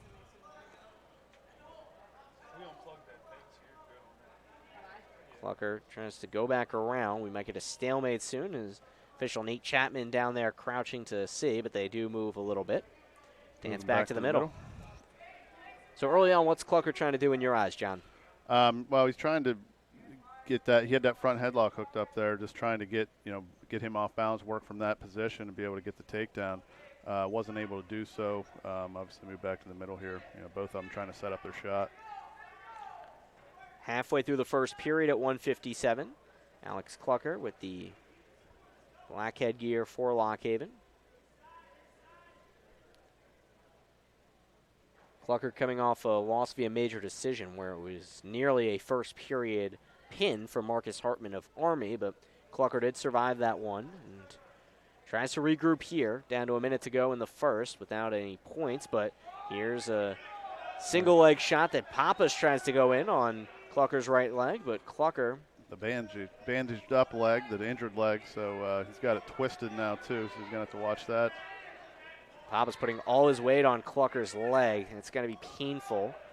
And we'll have to see that leg bending a little bit. Nate Chapman says wrestle on for now. Two are chest to chest, and Clucker tries to get up. And he might have a takedown. He just has to spin his body around. Yep. Leg Pappas tracked up. Still has that leg. Clucker flipping him over. He's got his back exposed. So that was the rule. So he didn't have the control position, but he had his back exposed for 3 seconds, and that was automatic too, and able to get the back points, or the takedown, excuse me. Takedown to make it 2-0, and final 5 seconds of the first. Clucker has riding time on, and good end to the first for Alex Clucker. That was needed. Peter Pappas lays down there, and Clucker up 2-0 going into the second, John. Yeah, I really like that. I was, for him to flip him over, he knew he wasn't in the control position, but he's able to hold him there long enough, the 3 count to be able to get the takedown, and then, Pappas had to turn over because he was going to give up back points. Pappas defers, and Clucker chooses to go down to start the second. 2-0 lead over Peter Pappas of Edinboro. 20 seconds of riding time. Evaporating now with Pappas on top to start the second. Lock Haven 13-16 lead, winners of 3 of the first 5 bouts. 2 via tech fall. Alex Clucker on his knees as he chose bottom to start the second. Looking for an escape point here. And he spins away. There he is. Back to neutral. So Clucker looking good so far. Clucker looking swift as he backs away to the left after Pappas momentarily had a look at a shot. Yeah, he does seem a little more mobile than we'd seen him in the past. Just quicker. So obviously healing up, and it'd be nice to get Clucker back to his prime condition there for postseason. Final minute 10 of the second period. Clucker 3-0 edge for Lock Haven at 157. Hasn't won since December 19th. It will be nice for Clucker to get back in the win column and try to improve his resume down the home stretch of the regular season. Pappas gets a single leg, but Clucker gets away, but he has his legs trapped around Pappas. If he can move his hips around, Pappas might be exposed. Clucker doing basically the same thing he worked before. If he can flip him over as he did previously. It looks like it's working towards a stalemate, but we'll see if they can move from that. There's a stalemate. Nate Chapman, one of 2 officials tonight. Usually you only have 1. It's hard to really get too many different officials, but we have 2 tonight. Nate Chapman, headman in the middle, and Scott Lindsay watching from the outside. It's been a pretty fast-moving affair inside the Thomas Fieldhouse. Under 50 minutes of time already in real time, and that includes the 5-6 minutes of intermission we had. Clucker up 3-0, final 15 seconds of the second period. Riding time a non-factor to this point. In neutral, Pappas tries a shot. Clucker spins around. And that upper body strength of Alex Clucker keeps him of avoiding a takedown from Clucker able to sprawl back, avoid that takedown, and we'll go to the third period. 3-0 Alex Clucker. And Edinboro deferred in the second, so it's choice for Peter Pappas without a point. And he chooses to go down, and Clucker can try to keep him down there and secure a victory.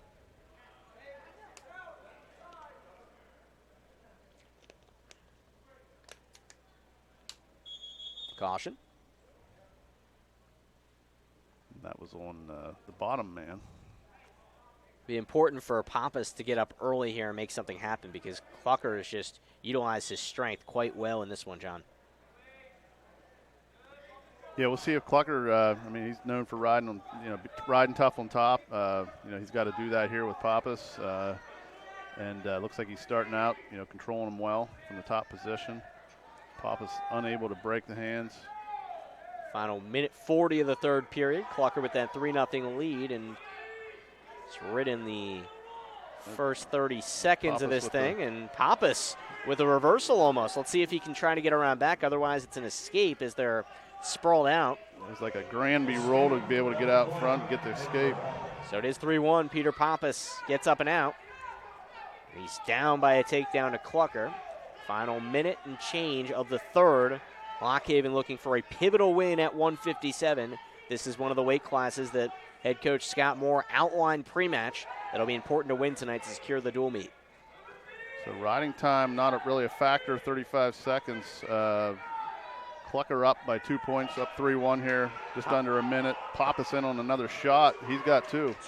Even at 3, Pappas grabbed a hold of that right ankle and brought him down to the backside. They're out of play.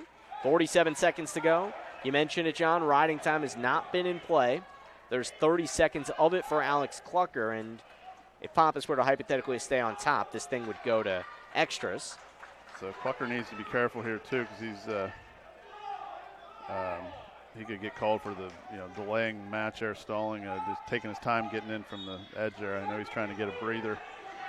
Pappas letting him up. Well, he's doing the fake get up. It looks like he lets him up. Did Pappas not know how much time was on there? He did not know the score. Right. It's 4-3 Clucker.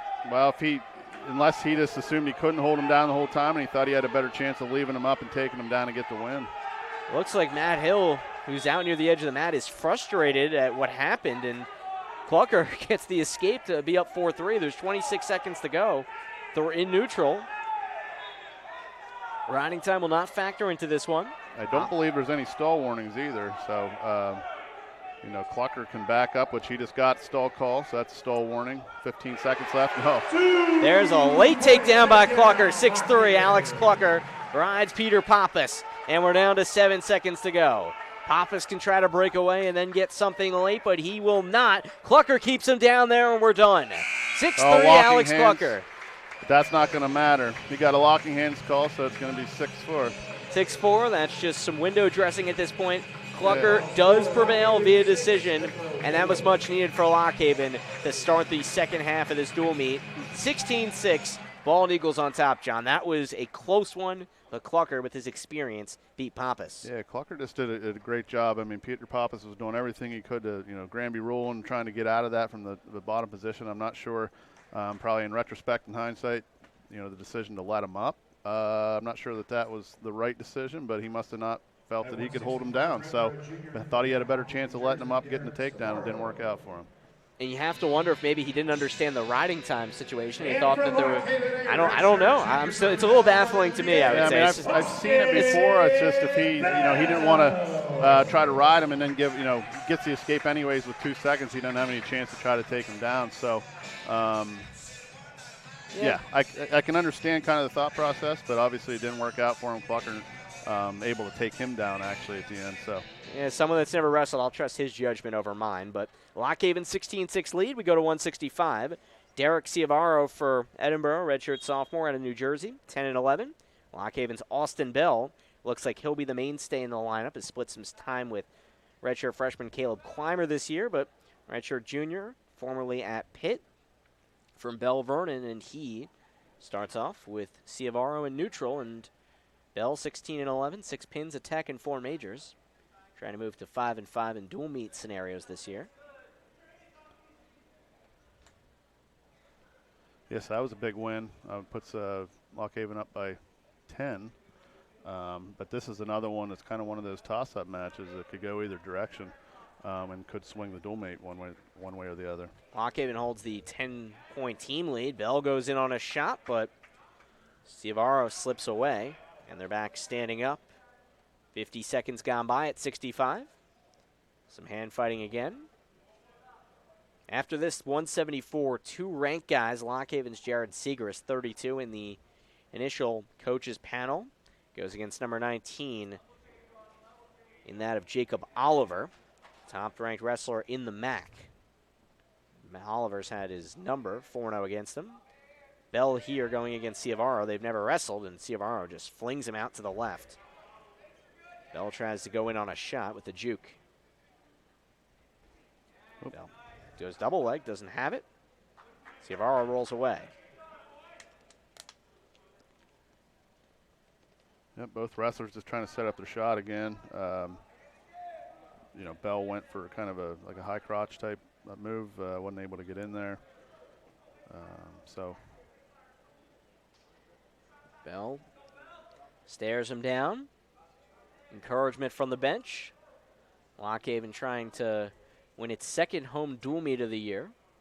LHU gets 2 more at home after this, tomorrow night against Ryder, and then Saturday, February 22nd, closes the regular season on senior night against Cornell. Bell tries to yank down Ciavaro. He cannot to the right side of the mat. 50 to go in the first. Bell back to it again. Ciavaro to bite on a fake. Tries to reassess. Both of these guys really just waiting for their opportunity to go in there. Nobody's attempted a real shot yet. Yeah, nobody's been able to get in, on anything that, any type of scoring opportunity there so far. Final 20 seconds of the first. Bell goes in there and a little frustrated. He just misfired. Yeah, he almost had that outside leg. Wasn't able to get it there. Now he has a front headlock. Trying to pull down with his strength. Ciavaro a little longer, lankier, and halted with a stalemate with 6 to go in the first. In neutral, Bell to the left, Ciavaro to the right. And they just look at each other and go to the second at 0-0. Nobody scored a point after a period. Derek Ciavaro has started 15 of the 16 dual meets for Edinboro, and bottom goes Ciavaro after Bell defers. What do you think both of these guys are thinking right now as Ciavaro starts on bottom, John? Well, we'll see if Bell just needs to ride him, try to at least get some riding time built up. Ciavaro obviously wants to get up and out as quickly as he can and work from neutral position. Tries to get to a bridge. Ciavaro has his feet up, but slight mat return from Bell. Tries to get him down there completely. Ciavaro on his feet. Can he break away? Tumbles out of play. They keep the feet in for a moment. Now they're out, Bell, says Nate Chapman. Yep, Bell maintained control there. They're both in their feet, but Bell maintained control with the whizzer. So went off the mat, and they'll start in referee's position. Minute 34 to go. Second period at 165, the 7th bout of the night. They roll around, and Bell maintains that control from top. Ciavaro stands up and brought back down by Austin Bell. Yeah, he almost was able to. There he's getting a tilt. There's a count from Nate Chapman. Austin Bell with some good strength, and he's holding 4 fingers down to the mat, waiting to see if Bell can bring him back flat. And he does. That's a 4 count, 4-0 Austin Bell. Yeah, when Ciavaro was trying to get up and out, Bell kind of slammed him down, almost caught him on his back actually, but was able to work from that same position then and get the tilt, got 4 out of it. So huge points. Austin Bell looks like the guy going into the MAC tournament, and he'll try to represent Lock Haven well there at a weight class where Lock Haven's had some success in recent years, one might say. 45 seconds to go in the second. 4-0 Austin Bell. Riding time at 1:19. And we'll try to ride out the period. Yep, Bell controlling the wrist, has him flattened out, prone position. Bell remains on top, and under 30 seconds to go in the second. Ciavaro trying to get up.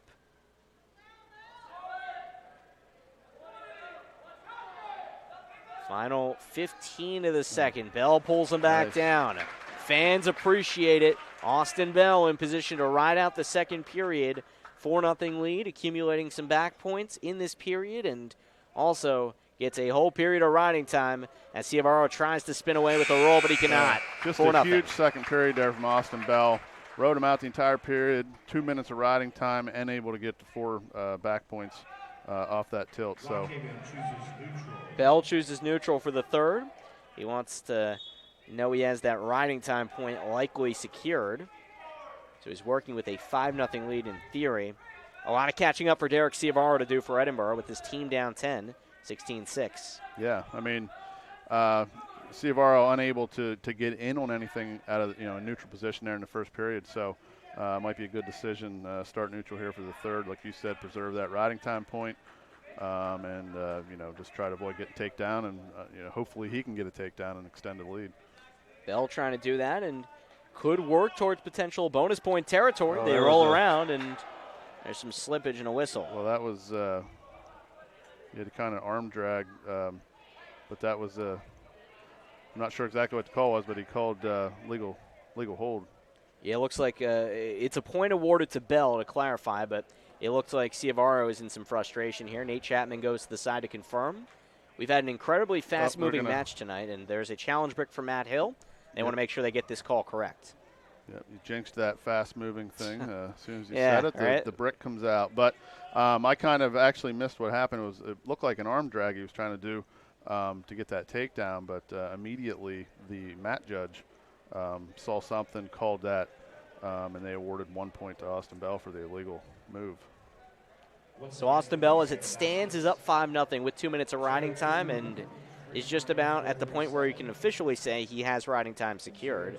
It'll have Derek Ciavaro chasing points in the final seconds here, and Nate Chapman stands over at the makeshift monitor to the left side of the mat just to look at that replay. Yeah, Austin Bell with the win will move to 17-11 if he can secure this. One of the coaches there was trying to lobby the officials, looking at his view of whatever happened. They told him to get out of there, go back to the corner. We'll see what the call is. And if you're a traditionalist, you can certainly say wrestling's changed a little bit. We have 2 iPad-type devices just standing out to the side of the mat. Keep things at 5-0, and Bell in neutral looking for more. So nothing, obviously, Nate Chapman saw nothing to overturn that call. Minute 10 to go in the third. 5-0, Austin Bell trying to extend Lock Haven's lead over Edinboro further. They dance around to the left. And there's a stoppage and a stall call. Well, that was a hands to the face call against Ciavaro, excuse me. Which that's a change in the rules this year as well. Last year that would have been an automatic point. This year there's more discretion on the officials to just restart it, give them a warning. If it continues, they can award points. Ciavaro tries to drive down Bell, and they spin around out of play to the right. Stalemate, 45 seconds to go, and Bell with that 5-0 edge, trying to hold on, has the 6-point lead with the riding time already wrapped up. Rode out the second period to have 2 minutes of riding time.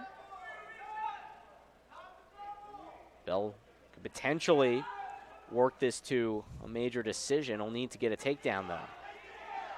Ciavaro attempting to avoid that. 25 seconds to go. Playing a little cat and mouse here. Waiting for an opportunity to go low. Doesn't have it. So Ciavaro just trying, obviously, to get some sort of a big move as time runs out here, but under 10 seconds, it's going to be tough for him to do that. Volunteer coach Rob Weichel for Lock Haven. There's a stall his warning. hands down to say pull him down, but Bell does not have a chance to do so. No late takedown, but it is 6-0. Austin Bell gets a decision with that riding time. Bell 6-0, and that'll move this one for Lock Haven to 19-6. You're probably going to have an unsportsmanlike conduct, Ciavaro, too. So. And it looks like Ciavaro threw some headgear at the end there. We'll see if that factors into things. We're going to 174 Lock Haven with the 19-6 lead. Jared Segrist up against Jacob Oliver here on the Bear Country Sports Network. We are Chapel Physical Therapy. Shouldn't your physical therapist be as invested in your recovery as you are? Call 570-726-0331 for Chapel Physical Therapy, where you'll receive the one-on-one care you deserve. Whether your goal is to return to high-level athletics, work, lifting your child, keeping up with the grandkids, or simply bending over without pain, we're here to get you out there faster and stronger. Achieve your goals with Chapel Physical Therapy. 570-726-0331. Route 64 between Mill Hall and Lamar. WQBR, The Bear, Cutting Edge Country. Sam Cooperman and John Conklin back with you inside Lock Haven University's Thomas Fieldhouse. 19-5 LHU wrestling. A point deducted from Edinboro for unsportsmanlike conduct after the 165 victory, 6-0 for LHU's Austin Bell. It's a 14-point team lead here, and we're down to 3 remaining bouts, 174, 184, and 197. Lock Haven's Jared Segrist in a highly anticipated matchup, trying to knock off Jacob Oliver of Edinboro. Segrist initially gets the single leg and earns a takedown 10 seconds in. Still has him wrapped up, and then Oliver spins away, and Segrist goes back for more. 4-1 Jared Segrist. He comes out like a fireball early, John. Yeah, that's just impressive. He has a crossface. He's trying to get the crossface cradle hooked up, too, which he does. And now he's getting back points. He might get the pin out of this. Segrist has him yanked down to the backside of the mat, and there it is.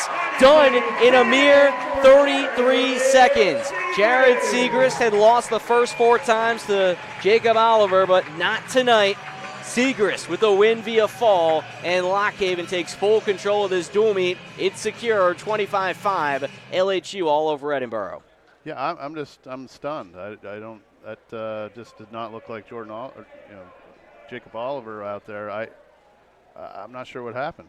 Just looked like he was stunned too. Segrist just came out, took it to him, got 2 quick takedowns, hooked up that near side cradle there on the edge of the mat, flipped him over, and he got the pin. And we talked about the importance of this one, John, before the match, because Segrist 5th in the MAC rankings, and with the 19-10 record going against Oliver, who's 19-4, and that can help him vault his standings as Ray Burnett for Lock Haven takes the mat. The dual meet's already secure, but some important individual stuff going on here, and he faces a tall task in that of Cody Mulligan as the redshirt freshman from Sagertown, PA, stands in on the right side. They shake hands. Burnett on the left, filling in for Corey Hazel, who's been banged up since January. Yes, and as I mentioned, previous match, I respect the House of the Rising Sun as the entry music for Ray Burnett. Ray Burnett try to back up that choice as He goes against a much larger Mulligan. Yeah, he's trying to work a throw on those underhooks. Now, stall call against Mulligan for pushing him off the mat. Edinboro coaches are not happy about that one. Edinboro, not a lot to be happy about right now, down 25-5. The match completely is turned to Lockhaven and is already secured after a loss at 165 with unsportsmanlike conduct deducting a team point, and then a win via fall for Jared Siegrist in 33 seconds. And now Lockhaven just trying to seal the deal in style.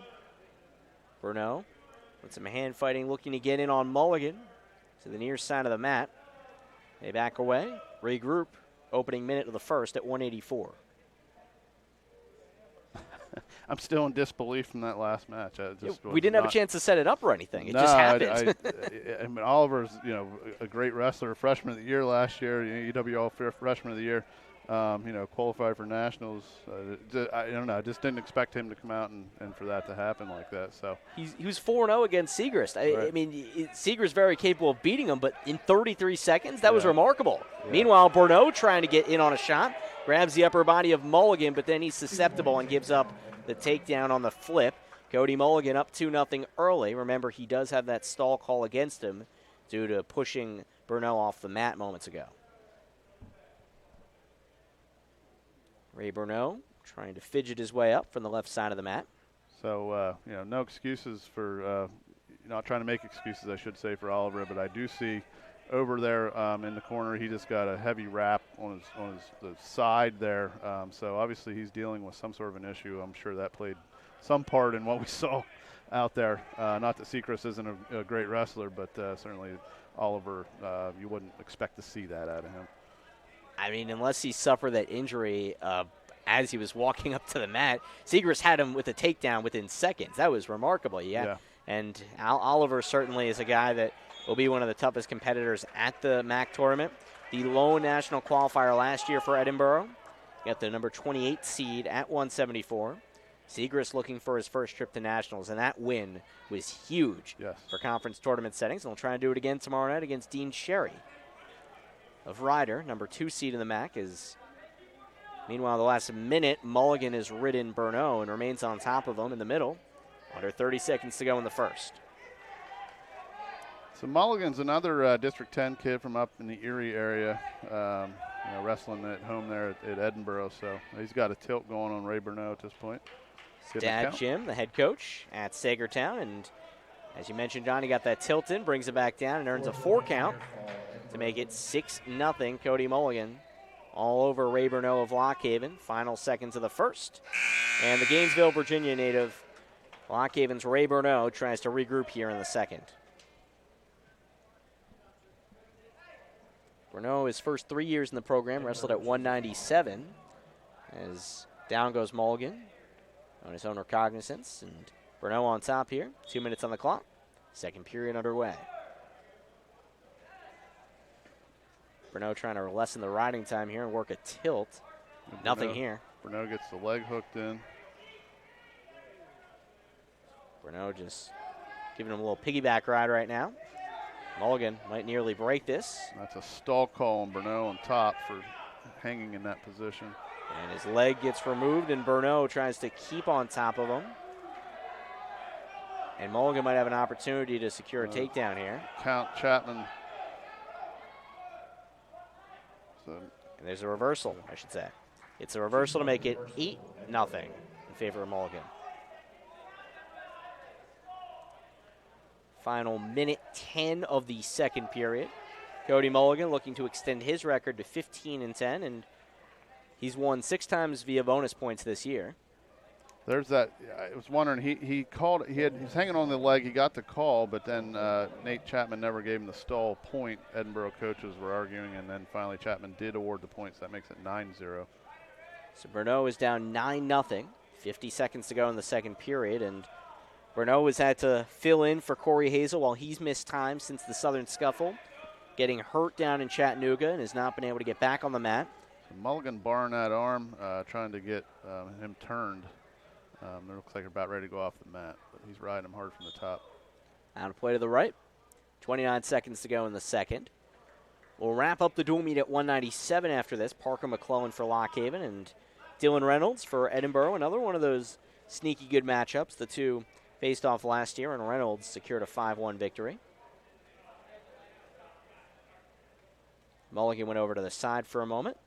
Burno is down, and there's 29 to go on Nate Chapman's whistle.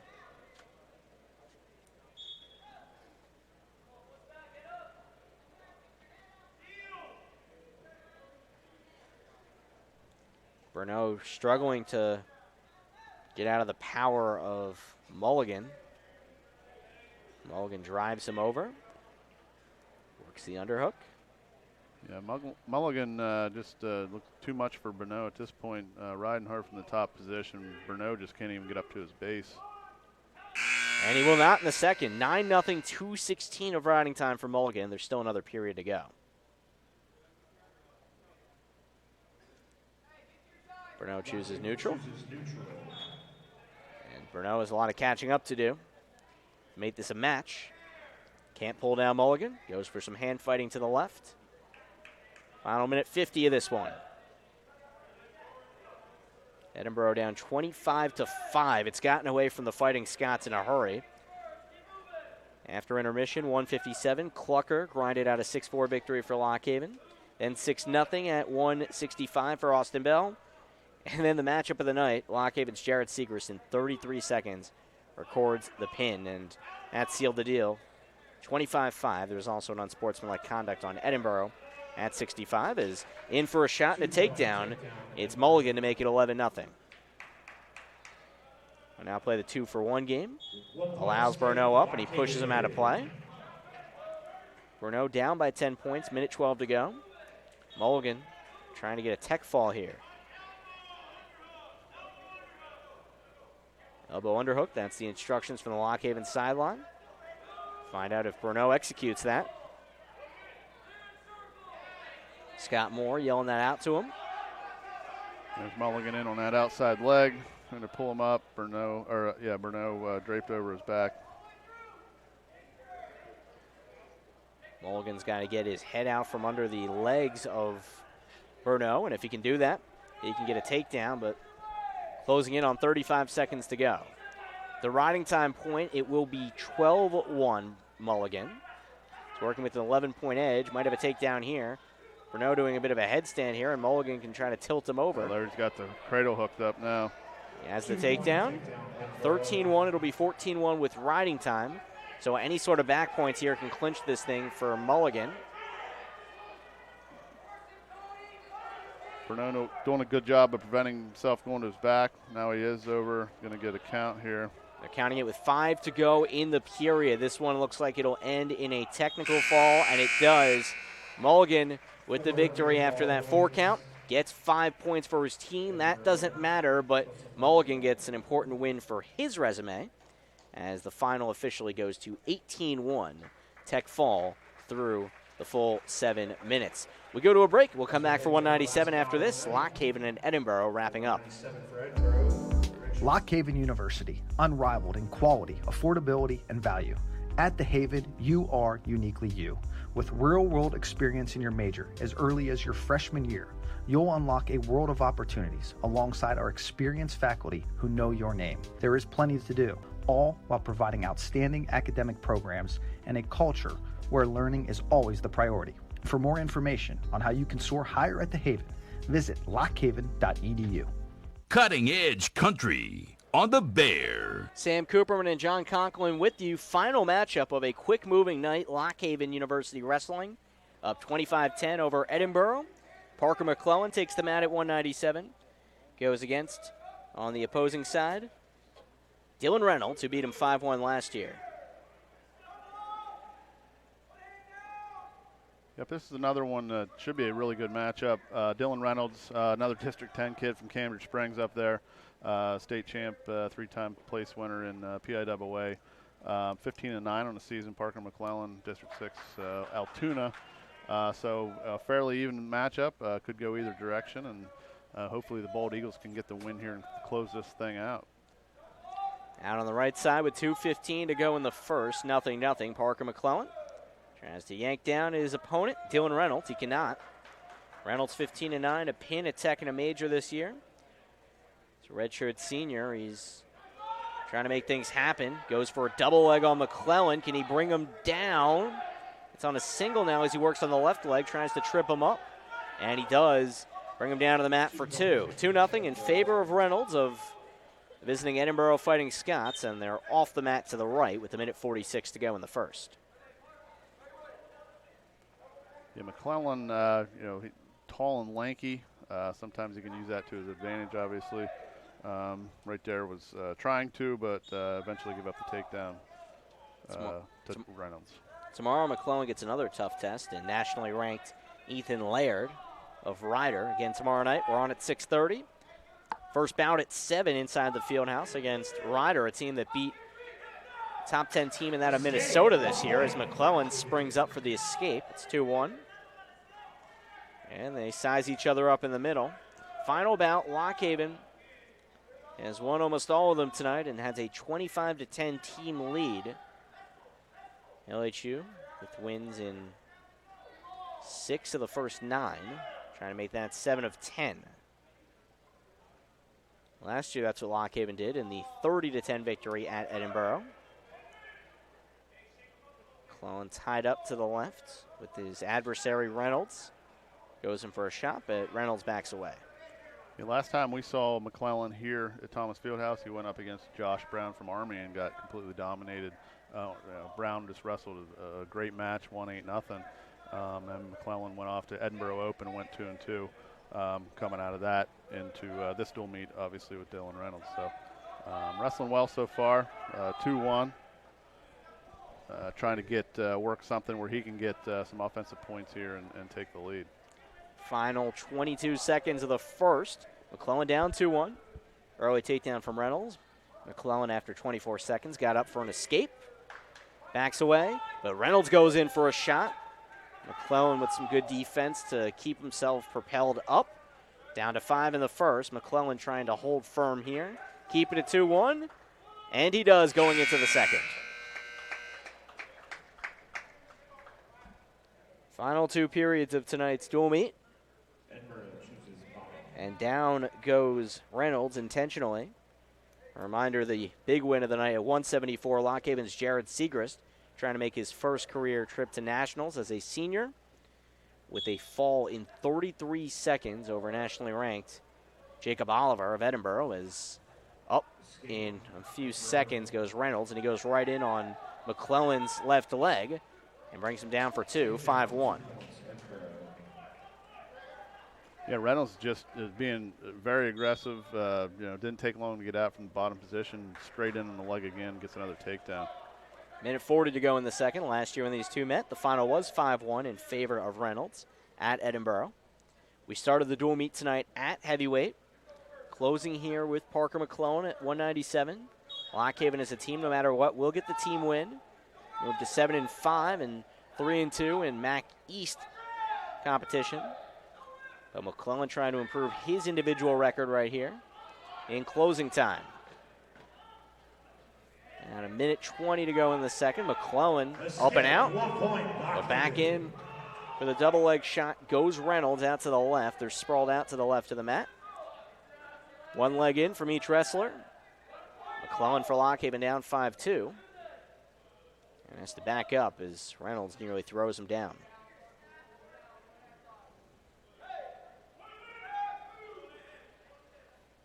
Edinboro after this one wants to make a long trip home tonight, but after that Saturday, home against Davidson of the SoCon Southern Conference. 45 to go in the second. And obviously the Bald Eagles back here tomorrow night against Ryder. Yeah, I'm excited for that one, John. That should be really good, and it's a Ryder team that's loaded with talent. We expected this to be a close dual meet tonight, though, and Lockhaven blows out Edinboro. Yeah, I'm just, like I said, stunned by, not only by the 174 result, but just the entire match. I just think Bald Eagles came out and did what they had to do and took care of business here. So hopefully they can keep that momentum into tomorrow night's match.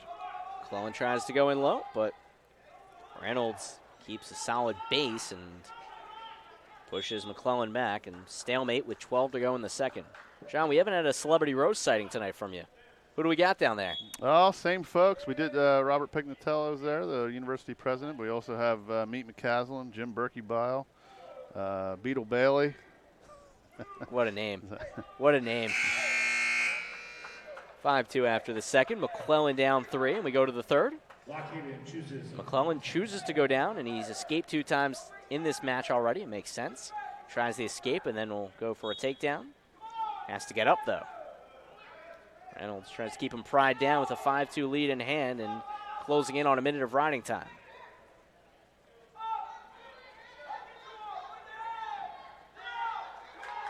McClellan on his feet and backs away.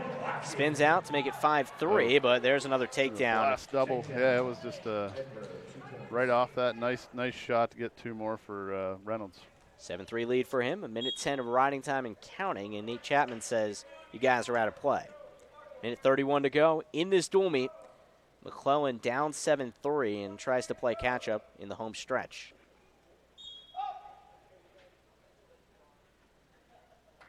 McClellan pushed away. 7-4, and McClellan's still down 3. And poked him in the eye, or hands to the face. They stopped it. Restart. McClellan's still down 7-4, and there's 1:15 remaining. The Altoona native will try to make something happen here in a hurry. Reynolds looks to go to 2-0 against McClellan. He sprawls out in on McClellan's left leg. McClellan springboards up, tries to go back to him. Yet to record a takedown in this one is Parker McClellan.